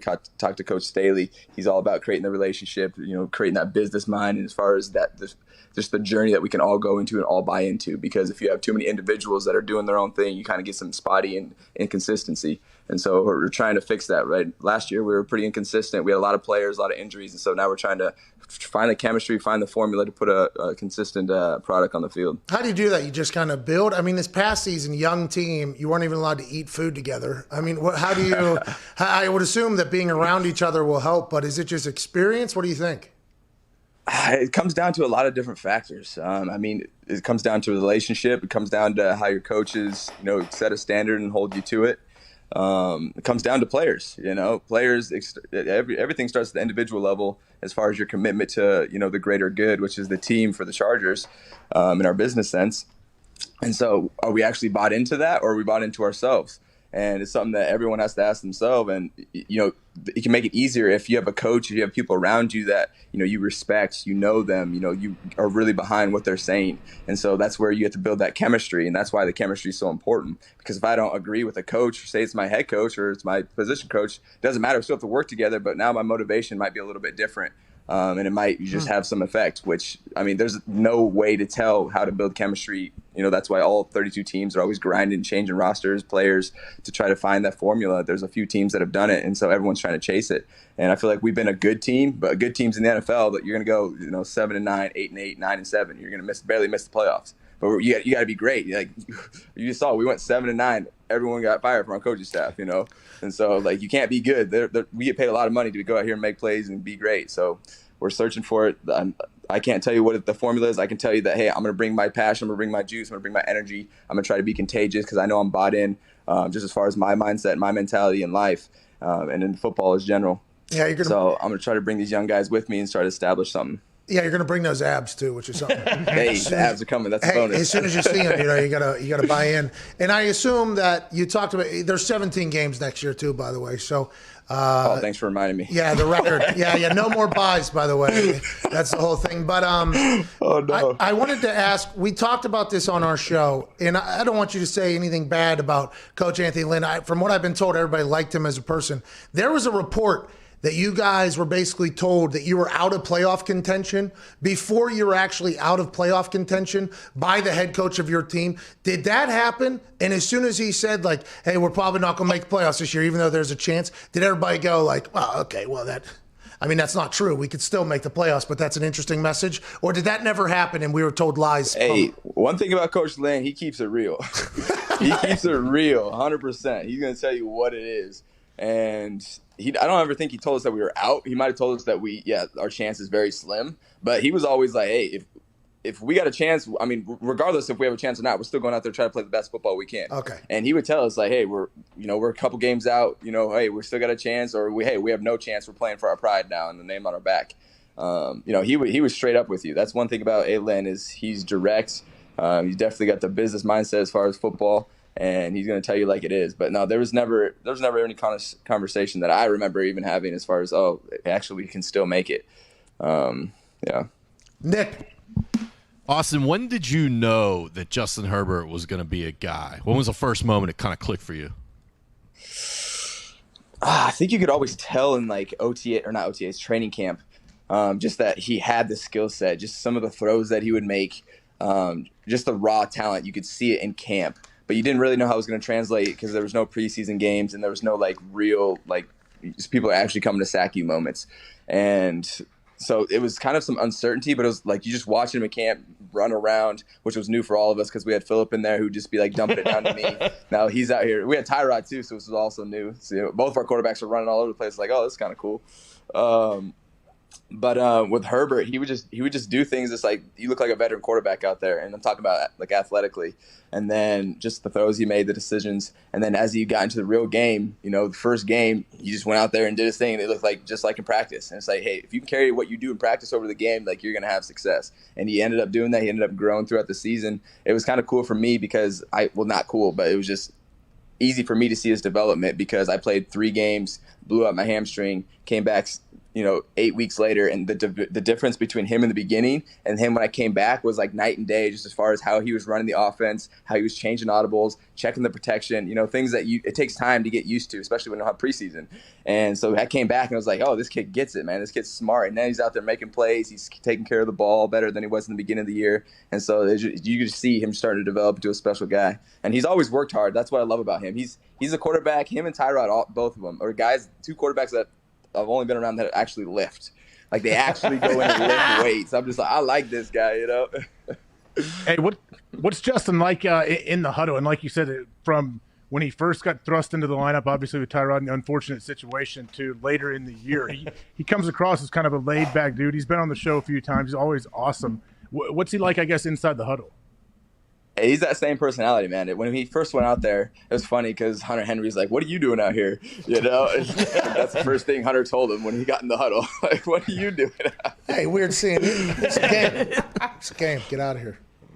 Right? And so he was a little timid at first just because, who wouldn't be? You just got thrown in. He didn't even know he was going to be playing that game. And so it took him a while to build this confidence, I think, as far as like leading the huddle. Like he was like very direct, like plays calls were simple. But as you know, like I came back after my injury, you know, he built chemistry. You know, he'd been around us now, and so now he's more comfortable. Built really good chemistry with, you know, the position groups, and so it was out there. We were all out there together. Even from the very beginning, we were supporting him because we knew, hey, he's a young guy. We got to help him out. We got a lot of veteran guys out here that have been here, so we're gonna do the best we can to make it easy for him. So he messed up a play, but we know what the play is. We've been doing this for, you know, years. We'd help him out and just made it as comfortable for him as we could. And then he was really able just to excel just because he's a super smart kid. Dude had like a 4.0 all the way up through college, and you could definitely see because he catches on bam like that. Hey, you gonna do any cool box jumps this offseason? Remember? Yeah. You gonna do anything cool? I need to get on that. I just saw Myles Garrett. I think do 64 inches or something like that. That's crazy. Hey, pound for pound. Oh, Hey. there you go. Oh, hey, pound for pound. Uh-oh. Hey, Austin. Hey, see, here's the thing. Pound for pound, that dude's 300 pounds. Whoa. 6'4", You know? 276. So I'm saying, like, it just came out. the fact that he can jump that high at 300 pounds is insane. That's incredible. Incredible. That sure sounded like you said, though, but I mean, if I was 300 pounds, I'd probably be able to do better. Do you do a backflip? No, the dude is actually a freak. I had his trainer from Texas A&M at the Chargers my first year. He just tell me stories about that dude, just like doing skull crushers with 225. Sheesh. So you for your entire life will probably be a guy who goes into a gym and just does like forever, like The Rock, for instance. Right now, he's telling me about his calluses just last night, 2 a.m., you know, no deed undone, especially with Zoa launching yesterday. That's going to be you forever, though? Like, you're going to be the guy that is... It's a lifestyle, man. It's a lifestyle. That's where I find my peace, my, like, happy place is where I start out my day. So, yeah, for sure. What music? You play, like, I Hate Everybody music in there, or is it, like, super feel-good? Yeah, pretty much. I was listening to 3 Days Grace today. I actually literally just got done working out in my backyard right before I jumped on this. What are you doing in your backyard? Just throwing tires around? Or? No, I got a rack back there. I was hitting some squats, hitting some bench, just a little full body action. Do we do the 405 challenge today, or that's one time only for the gram? No, I mean, that's just one time. I usually go up heavier than that. That came down there. I enjoy that. I appreciate you for joining us, man. I can't wait to watch your physical exploits this offseason. Heck yeah, man. Thanks for having me, guys. Hey, hopefully you give me some abs on Saturdays at your Twitch. Hey, tune in, man. You got it. Austin Ekeler. Thank you. See you guys. It's a lifestyle, Pat. Bro, that's what everybody says. You know, AJ does it every morning. I just don't have that gene. I wish I did. It'd be cool if I did. What gene? That one. You know what I mean? That's the one I'm talking about. That one. You know what I'm talking about? No, there's no gene. Yeah, it is. Yeah, dude. I can flip the switch with damn near everything. Literally not anything. I can't skateboard. I can't. We found this out the other day. I can't skateboard. I'm not great. I'm not a great friend if you're not around me. You know, I'm not a great, there's a couple things I'm not good. But normally if you drop me into something, I can just flip the switch and do as if, you know what I mean? Like just act as if you were this person. Let's figure it out. Figure out how we're supposed to do this as quick as possible. That lift every day, like fucking go, that is not something I could just flip the switch. I've never been able to do it. Never. I wish though. I fucking wish. It looks so awesome to be able to do it. And then I just like Cinnamon Toast Crunch. It's like, yeah, I'm going to eat this for sure. He's got it too. Gumpy's got it as well, I think. He's I don't know doing about two-a-days. lifting, but yeah, I mean. He's doing 2-a-days right now. Gumpy's doing 2-a-days. What, are you going to run a triathlon or something? No, just got to get up and get it. Summer's coming, AJ. Got to get out there. My friend from college, Reed Williams, he's a farmer. He has 7 degrees, a doctorate in business, I think, and he's a farmer back in West Virginia, chicken houses and cows and everything. And beautiful guy. Like, just everything about him is awesome. He basically told me the other day, hey, looking a little fat. How about we have a little bit of a goal here? He said, why don't we climb Mount Kilimanjaro? Is that like something that people do? No. That's what the Chris Long did it. Chris Long. The Water Boys, right? Yeah. I just saw a picture of like numerous people doing it. That's something I could definitely accomplish, right? Do you want to do that though? I mean, potentially, just strictly so I said like I did it. You know what I mean? Maybe an office bonding trip to Kilimanjaro. Huh? Maybe an office bonding trip to Kilimanjaro. I think we might lose a few along the way. Digz, I don't know if I don't think I should have to bring everybody down with me as I die potentially in the safari of Africa while I'm beginning my climb of Mount Kilimanjaro. But that's something like, that's one of those goals that I think I've been pondering it here the last couple of days. And I'm like, is that something that I could stay focused on, knowing that it's potential life or death if you do it? Maybe that's something I could do. So you want to be a climber? No, I don't want to be a climber, but I want to. Don't they just go up trails when you do that? Yeah, pretty much. I don't want to have to do the Dawn Wall, pal. Okay, I'm not climbing El Capitan out in Yosemite. All right, I think it's just like a walk. I think you just do a walk up there. You just have to be able to survive it because you're going real high. I think that's something where if I committed to doing it, I'm like, okay, now I have to actually be. That's what it's going to have to be for the rest of my life. It's like there's a reason why I'm in shape, not like I'm waking up just to do it because I love it. I wish I was like those people, though. I am not. You're one of those people. I wish I had it. Well, you have a goal. I mean, I think everyone has. They may make up like little micro goals for themselves to keep them going. If you say, "Hey, I'm going to climb Kilimanjaro in 6 months," I would imagine it'd be a lot easier for you to get up and work towards that. What do you mean you would? Every time you're on the climber, you got to make sure you put that on IG for us to see. It's been a while, though. By the way, have to put it on IG because I have to publicly shame myself into continuing to do it. So that's like you know what I mean? Like you have to, like I literally have to do that. And also, it's not happening often, so we might as well let people know that it does happen at some point. That's the type of thing about it. Hey, but Pat, don't you think working out is the easy thing? Like working out, you can force yourself to work out. Eating healthy is the toughest part of all. It's impossible. I got a text from Kyle Van Noy. Okay. Oh, no. He said he will come on the show to discuss it. Okay. When he finds a new home. Okay. Okay. Respect. I gave him the double tap thumbs up response. Thank you, Kyle. Thank you, Kyle. As a Dolphins fan, thank you for a great year, Kyle. Thank you. 1 year. 1 year. He was going to be the pillar of that team. He was excited. He was just very excited. Bro, he loved it. Loved the challenge, loved the opportunity. Was talking about how happy he was. Changed the culture. They like a good winner down here. Yeah. Fucking get him out. It's like the Jaguars. Calais Campbell thought he was going to retire a Jag. Trade him to Baltimore. Kyle Van Noy, 1 year into a $30 million guarantee. Get him the fuck out of town, dude. Wow. Now, this could turn out, they might win the Super Bowl, AJ. They could, and who knows what their plan is moving. I wonder what they told him, too. Like, hey, we'd like you to take a cut. The salary cap is not going up like we had hoped, so we're trying to make some room. And he just says, no, I'm good. I'm 1 year into a 4-year deal. Like, that's the thing. When people want to call players selfish all the time, like, this happens all the time. And Kyle Van Noy, he's not a declining player. He's not super old. The guy does a lot on the field, off the field, does a lot in the locker room that can't be measured. Yeah, that's why it's a bit shocking, I think, to all of us. He did not lead with his text message with any information on how he felt about it. Just said, I will talk to you whenever the next team is in. It's like, okay, so we are going to get, are we going to get the T? Maybe? Will we get the T? Will we get the T? What's going on in Miami? Are we going to get the T? You think? I wonder if Flores tried to fight for him. Or if Flores was the reason he wanted, and if Flores wanted him and he did, is there now potential long-term beef with, oh my God. Are we going to get that T, you think? Is that what we're going to learn? Are we going to learn the fate of the Dolphins for the next 10 years potentially after that conversation? We will see, and we will act as if we will. What if they just told him, like, hey, we need to get this Sean. Tua fucking stinks, so we got to create some cap space. I mean, it's just, you know what I mean? We gotta, you get it. You're $10 million, like, you're really good. You just made 21.5. We'll give you the 30 we guaranteed, obviously, but we need a fucking quarterback. You know it. We know it. Stinks. We gotta get rid of this guy. Let's go to Spencer in Dallas. What's going on, Spencer? What's up, Pat? I got some absolute golf luck to take all FanDuel's money this weekend. Okay. I hope you're in. All right. Max Homa plus 240. Okay. Sam Burns plus 240. Okay. And Jason Day plus 320. Jason Day is going to finish top 10. Max Homa and Sam Burns are going to finish top 20. I promise these are going to hit. I will never call again if they don't. Wait, the bet is top 20? You're not going to make any money on that. What? Yeah, plus 240. That's why it's plus 240.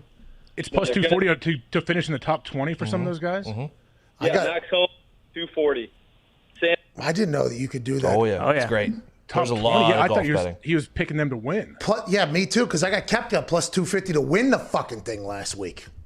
The Homa to win is plus 6,500. Yeah, because you took that on Sunday, right? When he was in Saturday. Sunday went to plus 300, after he was stretching in between fucking holes.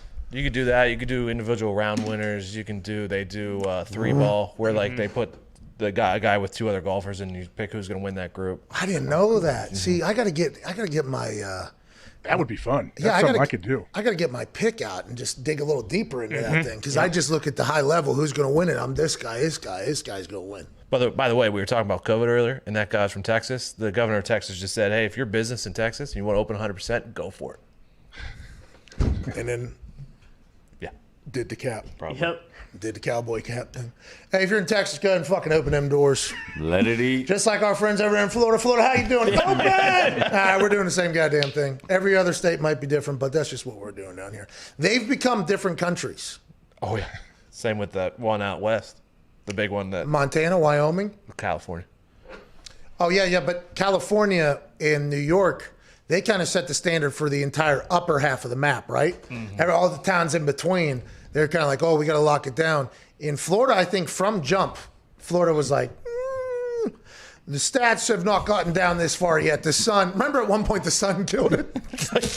There were people flocking from New York to Florida. Still, by the way, there's people living in hotels for the last 13 months down in Florida or whatever from New York. And I think Texas has been the same damn way, right? That's why Rogan went over there. Elon Musk went over there. All right. Gotta go check out Texas, I guess. Let's go to Travis in Michigan. That place is locked down. What's going on, Travis? And it's cold. Oh. Hey, Pat, AJ boys, how we doing? Just hanging out. How are you, pal? What do you want to talk about? Pretty good. So Denver's probably not going to get Deshaun Watson. So what if they were to sign Alex Smith to kind of give Drew Lock a mentor/boost behind him, and if not, they can turn it over to him? You know, interesting question there, Travis, because Denver's not getting talked about. Look for Denver to potentially get into the Kyle Van Noy sweepstakes, even though they're letting go of Von Miller allegedly. Ian Rapoport, though, then said he doesn't think Von Miller's leaving. So we got to remember that everything's potentially bullshit. But Denver allegedly was in a quarterback trade already because they don't believe that Drew Lock's their guy. But now that we're going further and further into this game, and Denver didn't land Carson, Stafford, or Goff, is Drew Lock their guy? And everything we're hearing outside the building is just a bunch of bullshit. The thought of Alex Smith, though, I think he potentially starts somewhere. Doesn't he think that right now? Instead of being a backup? Like the Bears. Does he not start at the Bears? Or is he backup somewhere? AJ, your thoughts? Oh, I think if he goes to the Bears, he absolutely expects to be the starter. So I'm sure he's looking to start somewhere.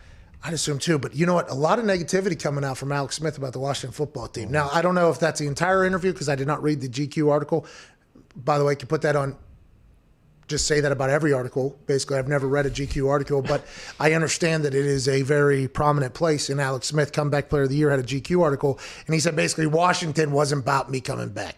And I wonder if that's because Washington was worried about Alex, like we all were, as soon as we saw him get on the field, or if that's because Washington didn't want to have to deal with the moral dilemma of what's going on. Like, we don't want to play a guy, but he's good. He's comeback story. How do we do this whole thing? So I would assume he still has potential chip on shoulders at this particular point, but I don't know if there's a better backup than Alex Smith. He's been there, done that with everything except for a Super Bowl at this point.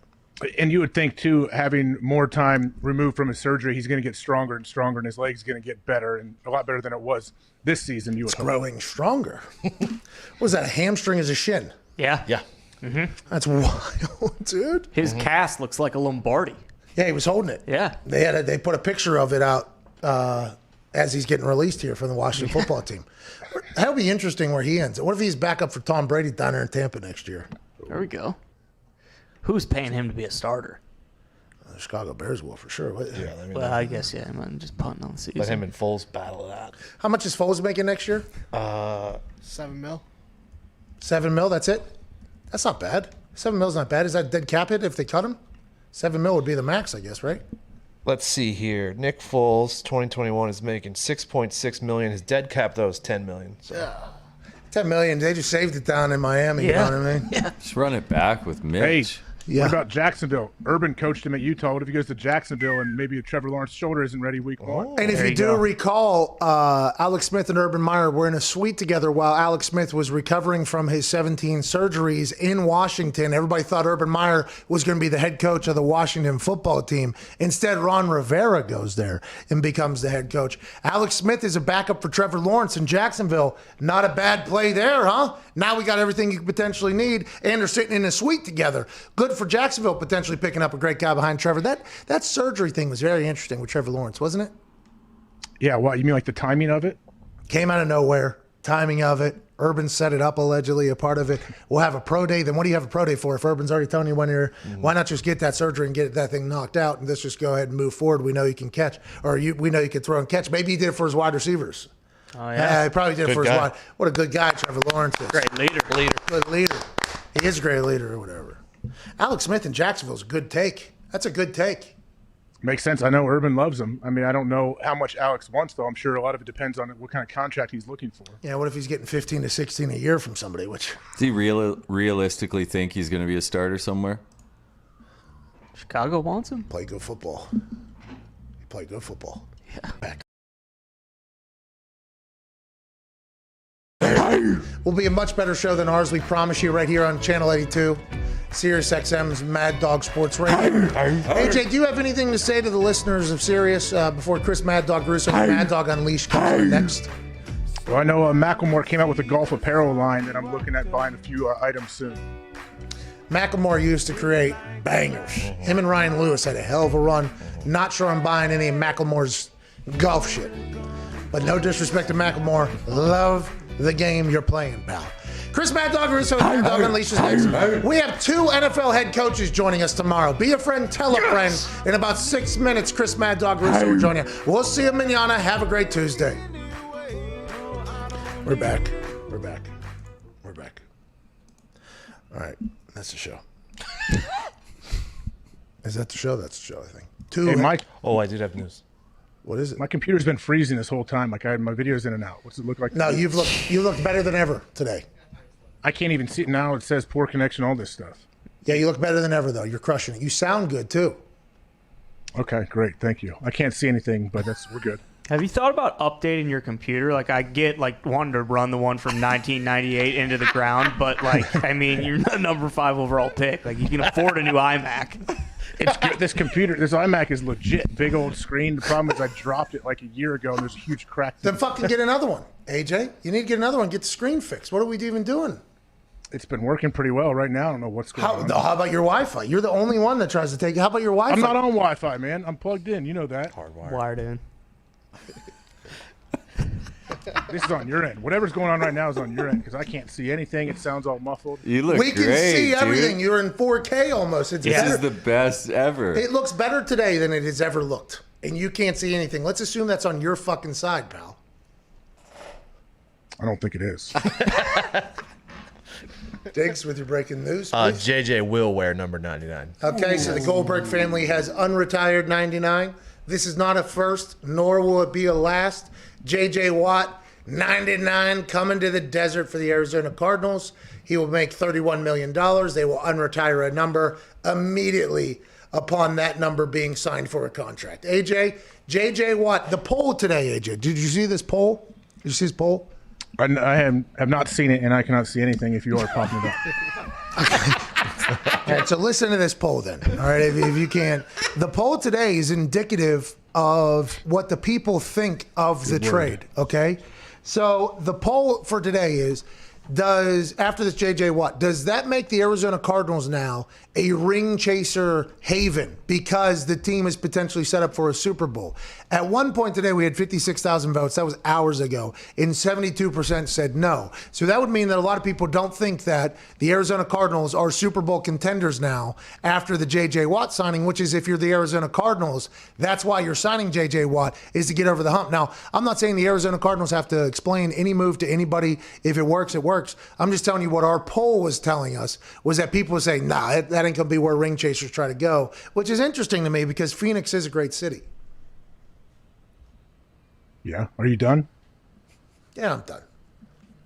Sorry, the connection. I can't figure out what's going on, how it's choppy in and out. But do you think JJ puts them over the top and makes them a Super Bowl contender? Now, that is not for me to decide. Okay, that is for the people to decide. I do not believe that is a team that J.J. Watt won to that immediately puts them into Super Bowl contention. Now, what I think does put them into Super Bowl contention is if everybody on their team plays to the potential that they have. Kyler, if Cliff Kingsbury can do the same thing as he grows as a coach here, Nuke, Larry, Fitz, Chase Edmonds, everybody that they have. Offensive line, I think they have to do some work there as well. If they do, I think it does potentially put them in a conversation, but that's a tall task. Whenever other teams were sitting there with JJ potentially coming that are built for the Super Bowl Hall right now and have proved that they can play at that level, I thought it was a very interesting decision, but it's $31 million. You got to do what you got to do. Yeah, it's 23 guaranteed. Absolutely. I feel like he loved the deal, and he realized, like, hey, it's the Cardinals. They may not be on the tip of anyone's tongue of teams that have a chance to win it this year, but I think no one's counting them out. No one's saying, hey, there's no chance the Cardinals can find a way to put it together. I mean, crazy things happen in the league, and if Kyler can stay healthy for 16 games, anything can happen, really. 17 games. If 17. they are able, they were electrifying to watch this past year. Couldn't stop people, really, whenever it had to happen, but they were electrifying. Buda Baker, so much fun to watch play football. Isaiah Simmons, I assume he's going to get only better and better like he did at the end of the season. He is awesome to watch play football. Chandler Jones has like 400 sacks over the last 3 years. Nobody knows about it because he's out in the desert or whatever. You had JJ. That defense could be fantastic. And if Kyler and the offense can be unstoppable, why not? Why not? But I think they have to make other moves too. Like, I think they have to beef up some other things too. So maybe this is just the beginning of the Cardinals making some big plays. The owner flew the plane out to JJ to get him. Mm-hmm. Maybe they'll do some other things. But I guess if they're going to be a team that's making moves, I respect it. I like it a lot. Yeah, why wouldn't you? I think I said yesterday on the show, you have this window where hopefully Kyler's on his rookie deal. Hopefully he continues to get better and better, and Cliff gets more and more comfortable being a head coach. So, yeah, why not go out and make your team better right now, like not possibly 2 years down the road? What did Ian Rapoport say? It's like a win or go. It's like a win now situation, it feels like, in Arizona. Third year for Cliff Kingsbury. If they don't make the playoffs again, right? Mm-hmm. If they don't make the playoffs again after investing in JJ and whatever other moves, is Cliff Kingsbury potentially in a conversation of, will he be around for another year? And if he's not around for another year, another coach comes in. I'm not saying that's what's happening. It just seemed like that's what Ian Rapoport alluded to last. And if you start looking at the pieces, it does feel like they're potentially trying to move all in here. New head coach comes in, new GM potential. That's wild. They're going to have success, it feels like, this year. Yeah, well, Cliff and what's the GM's name again? Steve. Mm-hmm. Yeah, so they're both kind of tied to taking Kyler number one overall. I know in their success. Yeah, it's 3 years. Let's say they regress and they don't look that good this year. I don't know. I think it's going to be tough for Cliff to make it out of that. And I don't know where the GM falls in that. Cliff will get another job, right, somewhere, wherever, if he was to. But what if they do go on a run? Hey, Russell Wilson's got Bosa over there in San Fran, Aaron Donald and the boys in L.A. Now he's got Chandler and JJ in Arizona. I mean, what if they do go on a run? What if the Arizona Cardinals this year are the team of destiny because they brought in J.J. Watt, a man who saved Houston one time? What if he saves the Arizona Cardinals and they go to the top? We talk about Kyle Van Noy's leadership being taken out. Mm-hmm. What about J.J.'s leadership coming in? Is that going to take him over the hump? I hope so, because I'm going to bet on him again like I did fucking last year. I lost a lot of money on their potential. I hope they all kind of click on all cylinders. Let's see him make the playoffs before we crown him. You want to crown him? If you want to crown him, then fucking crown him. But let's see him make the playoffs. That's first. the most notable Cardinals. Mm-hmm. Denny Green. Yeah. All right. Hey, the fake AJ in the Oculus, Carl 1112, as opposed to Carl 1211? Yeah, what about him? He's allegedly on the phone right now. Fake Carl, what's going on, pal? What's up, Pat? What's up, Mr. Hawk? Boys, how we doing? Carl, the thing here, Carl, is we have no way to legitimize this. We have no idea if you're actually I can't explain. Okay. Dumpy and I played on a Sunday morning right after I got my Oculus. I stunk. He skunked me. He left right away. We played on Valentine's Day because I asked him, are you guys streaming? And he was like, probably not because you guys are all with your ladies. I said, oh, makes sense. But, Pat, fuck that. MCDC is on the show tomorrow, so fuck the Oculus. I am so fucking excited to see that man on the show. Okay. Thank you so much from all the Lions fans because he was getting bashed by the rest of the stupid media for, his kneecap. Fuck that. He gave a great speech for the city of Detroit, and you were the only one that gave him props. So thank you. I cannot fucking wait for tomorrow. All right, fake Carl. Yeah, same. I'm pumped to talk to him, too. I want to let you know. And was ours in jest potentially a little bit? No. I mean, Who knows how he's going to do? You look through history, there's numerous different styles of coaching that works, right? Numerous. There is so many different ways. If that is going to get the Lions over whatever the Lions have been in for the last, 70 years? Just about. Why not give it a go? Now, if he fails, it's just like another day. Laissez-faire for the Lions. If he succeeds, it's going to be incredibly entertaining for us and also wild to think about. I hope he does. I'm going to talk to him tomorrow about how he's going to win the Lombardi. Ain't that right, AJ? I'm going to ask him how he's going to win the Lombardi this year. I want to hear it. I'm sure he has a detailed plan for you, and I'm sorry, this is just, I hear like every 4 words you're saying, and I see nothing. So I'm trying to figure We'll see you out how later. to be part of this. AJ, we appreciate you, bud. Great work today putting this thing together. Shout out to Zito for helping make this work from, I don't know, probably 200, 300 miles away. Yeah. Shout out to Zito Production there. Big thanks to you, AJ. Thank you, AJ. Thank you, AJ. Thank you. Thank you, guys. Thank you. AJ. Thank you, AJ. Thank you, AJ. Am I hanging up? Thought you couldn't see your screen. I can't see anything. I just hear silence. I don't know. I don't want to hang up, and then all of a sudden my number goes out to everybody like it does for other guests. I wanted us all just to shut the fuck up. Just to see if he would just stay there, if we could just have him sitting there. What's that? Oh, is he really? He's on the other computer? I don't want to hear it. What happened over there? He just says, Put me up, Z. Oh, okay. Whoa, I'm back. geez. Now I can see. Great. So, what? That was all a fugazi? No, we just had to reconnect. I legit couldn't see anything, and when it sounded like you were speaking underwater, and I heard every 3 or 4 words. I was talking about Motor City Dan Campbell. I heard that. You have any questions for him? Well, honestly, what's your first question going to be? I'm sure you're going to bring up the whole kneecap thing. How do we find a way to use that but not get it played out? First, I'm asking. Hey, when people look back on this Detroit Lions team that you're about to build, aside from the kneecap gnawing and stuff like that, what do you want them to say about your team? And then he'll probably, the kneecap thing, he'll probably lead into that, and then he'll lead into the pillars. Tough football team. Yeah, that whole thing, yeah. Then I'll probably follow up with, the kneecap gnawing did draw some eyes. Did you realize that as you were saying it? And he'll probably talk about how, I was football talk. It kind of. I'm pumped up for him though. I am fucking pumped for him to come in. Yeah, it's gonna be awesome. I think so too. Foxy's not here. Fucking poor Foxy. Oh, man. This guy's basically Tim Tebow at this point. And Foxy's up in Michigan having the time of his life or whatever. Foxy, we miss you, pal, but tough time to miss. Mm-hmm. I did ask Foxy to record a question though, so we could. You know what I mean? Did he do it yet? He has not sent it over. I thought you were going to say this is Foxy's Tim Allen, like Tim the Toolman Taylor, because he's a prideful Michigan guy as well. Yeah, true. Just got a text from another Miami Dolphins fan, Darius Butler. This Kyle Van Noy shit's wild, is what he said. It is. Mm-hmm. I mean, it came out of nowhere. Chris Long just fucking tweeted me about climbing Mount Kilimanjaro. Thanks, no. AJ. You're in it now. You're gonna do a great. You can always just say no. Can you? Yeah. It's like No a 15-day affair too, I think. 15 days? Yeah, it's a mountain, dude. By the way, people are saying like the tweet to Chris Long is that I said it's as easy as walking up a hill. That is not what I said at all.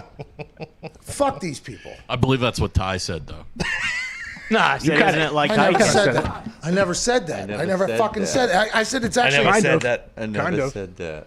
This is not what I said. I'm just trying to convince you that you have no interest in doing this. Believe me. I don't think you need convinced of that. Yeah. Chris, he never said that. I never said that. I actually said this is why I might stay in shape for the next year and a half because I'm going to have to train for it. Fuck that guy, dude. No, but you did say, like, well, oh wait, I'm not doing the Dawn Wall. We're just kind of walking up trails. Do you know anything about wall climbing? Free climbing? Yes, of course I've seen. No, you don't. Alex Honnold. Yes, I do. Do you know fucking Thomas Campbell, dude, and Kevin Jorgensen? That's what I thought. Fucking take a seat, pal. I've done more research. Fuck you. How about that? I'm in this game. I'm in the wall climbing game. Hell yeah. Oh, are you? You're in the wall climbing game, but you never heard of Lyle Lovett earlier on the show? I saw Digz first off. That's I don't know what a Lyle Lovett is. 96 Grammy Award Good winner. job. Okay. I don't know his music. I don't know anything about him, but I definitely have known of Lyle Lovett for a long time. I did not. I thought of that fat comedian with last name Lovett. John Lovett. John Lovett. Oh, Damn, that's what I thought. Come on, they're not even close. Well, that's what I learned, but I thought that was the COVID cowboy Was guy. married to Julia Roberts. John Lovett was the wedding singer. Bingo. Thank you. Anyways. I thought that was Sandler. Huh? He stole his job. How did you just pivot right to fucking Lyle Lovett with that? Because you were so proud of the fact that you could name a few climbers. Bro, Because there's so like Yorgie?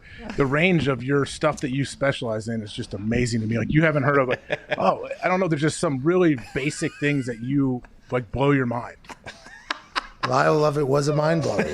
I tell you, I did not know he existed. He had a lot of success. And by the way, people get very offended by me saying that type of stuff. I get tweets from people, whenever I go like, I didn't know. Oh, you're a disrespectful asshole, blah, blah, blah. It's like, I just got blinders on. And I just so happened my blinders were kind of notioned towards a documentary about, free climbing on the wall and living on the wall.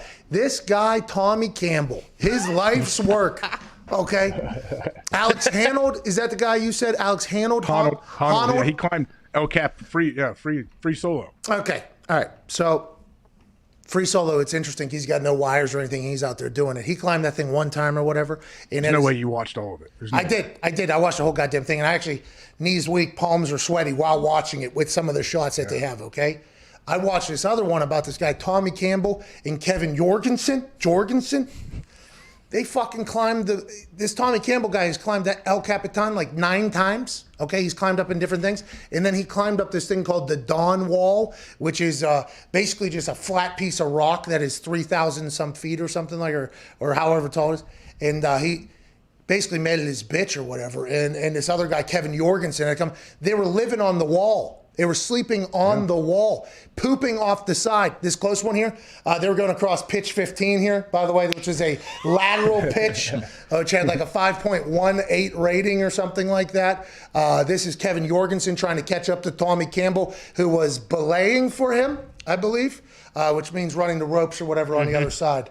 So no big deal. What I'm saying is, I'm fucking in the wall climbing game, all right? So please don't ever, Congratulations. I'm glad you are. Is Don Wall, is that the one where the one climber kicked the dude right off the mountain to start it? They talk about that story? No, this particular story, yeah. They were in Kyrgyzstan, Tommy Campbell and his wife who fell in love with another man. Oh, shit. No. Another climber. Yeah, inevitably, by the way, I don't want no spoilers, but her breaking his heart made him basically just live on El Capitan for 3 years and just climb it all this. He became the greatest climber of all time because of his heartbreak with his wife and climbing partner. But in Kyrgyzstan, they got shot down off the wall. There's the Dawn Wall, by the way.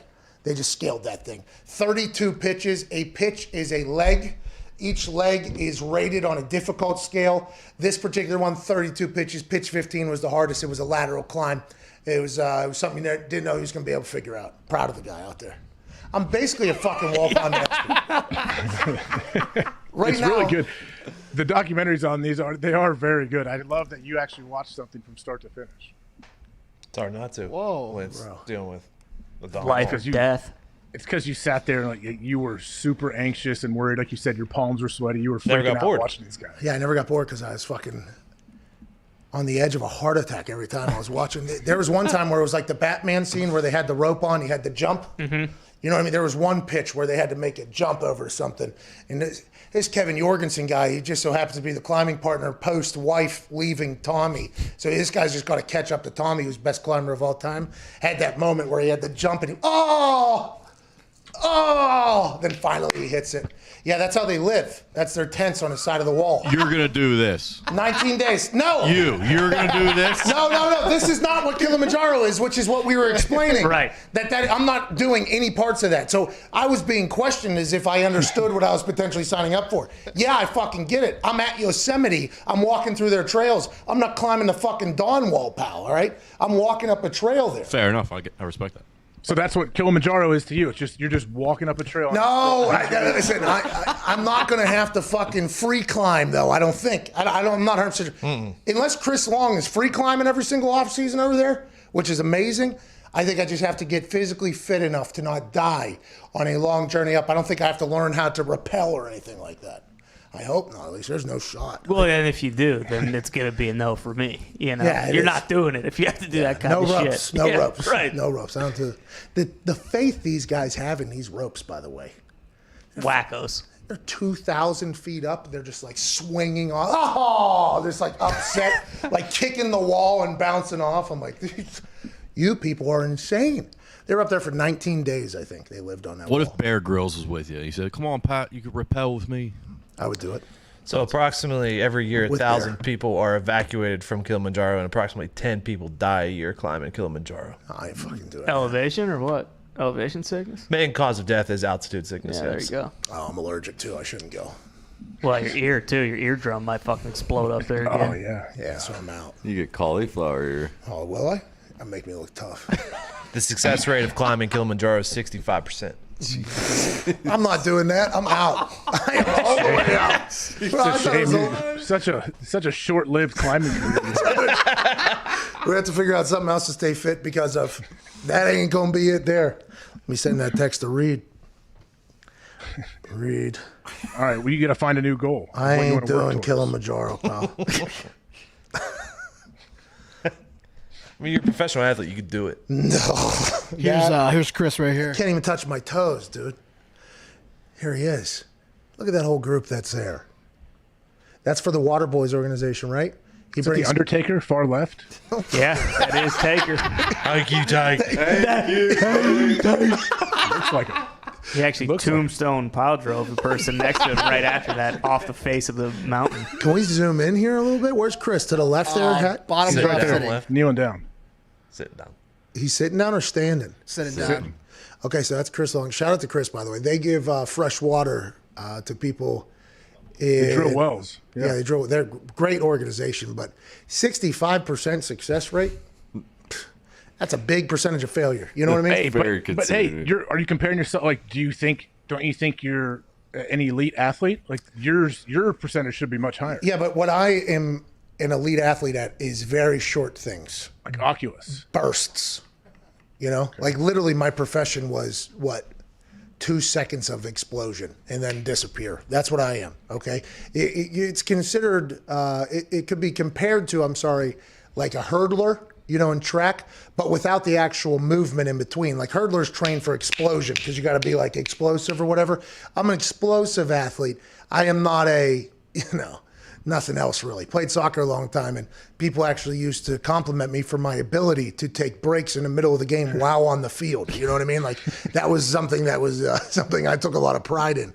So I do believe that I thought that was going to be a success rate around 80 to 85. That's what I thought it was going to be up there, maybe even 90 at this point. What's that, Nick? A quick Google search tells us that Kilimanjaro is suitable for beginners. They do very well, and a 7-year-old boy has climbed it. Okay, so I'm fucking backing again. All right, so I'm backing again. 7-year-old? If some stupid 7-year-old did it, I assume I could do it. Okay.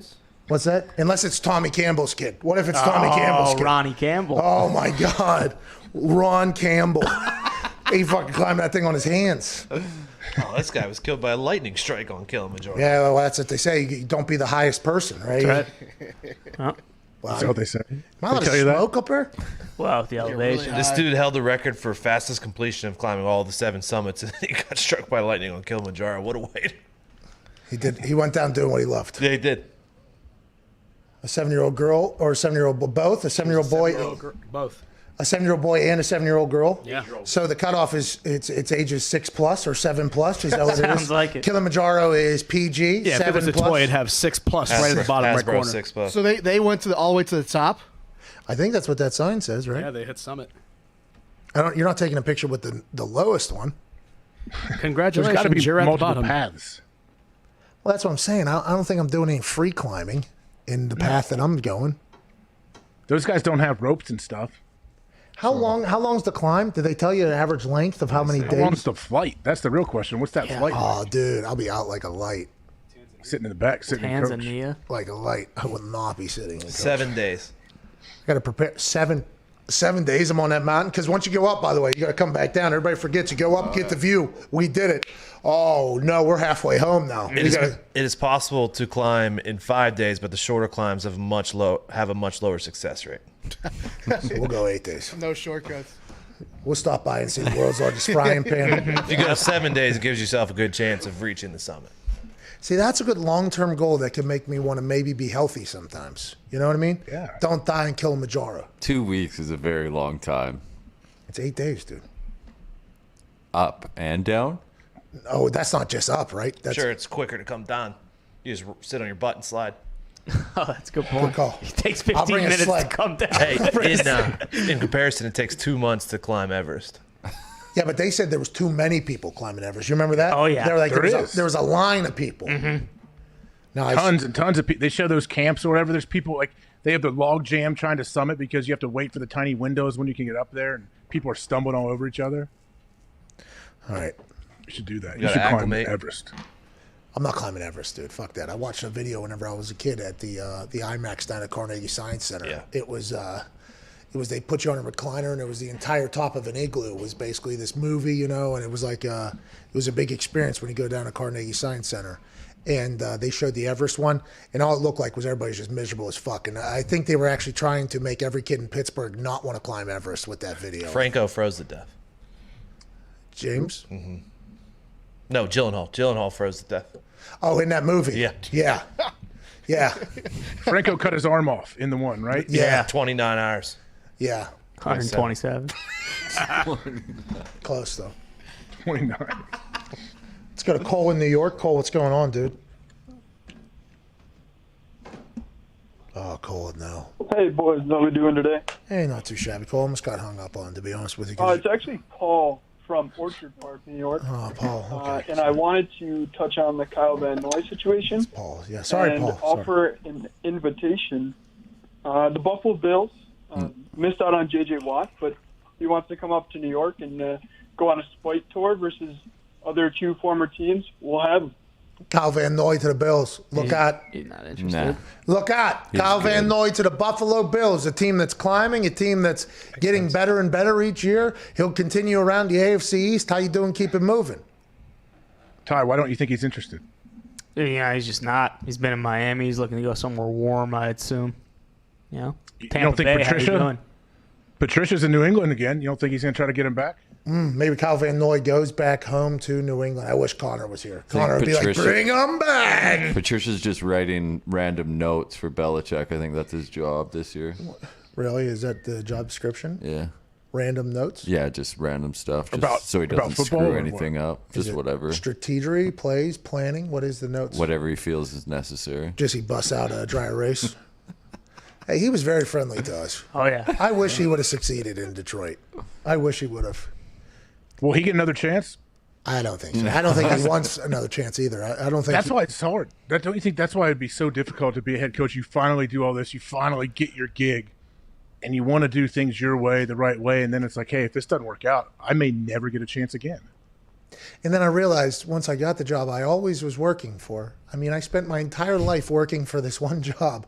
I slept on floors and couches in football facilities around the country at different levels, looking at film for no reason at all, hours and hours on end to get this job. And then I got the job and I realized this is the worst job on the planet. I never want that job again. I wonder how many times that happens with guys that become head coaches and they're just like, this is the fucking worst. I don't even coach football anymore. Okay, I'm not even a part of coaching football. Basically, I'm just handling bullshit all day. I'd assume that happens. Now I wonder if that happened with Matty P, but I would assume that is the case, dude. You'd have to. Oh, it definitely happens. I mean, like talk to anybody that's been a long-term assistant or whatever, and then they get the head gig and they're like, man, I just want to coach my guys. Like, I just want to coach them. Now I'm like an administrator. I just have to handle everybody's issues and set up the schedule and make sure our travel is all right. Like, that would not be that part of coaching would not be fun. You know, I just had the social media manager in my office talking about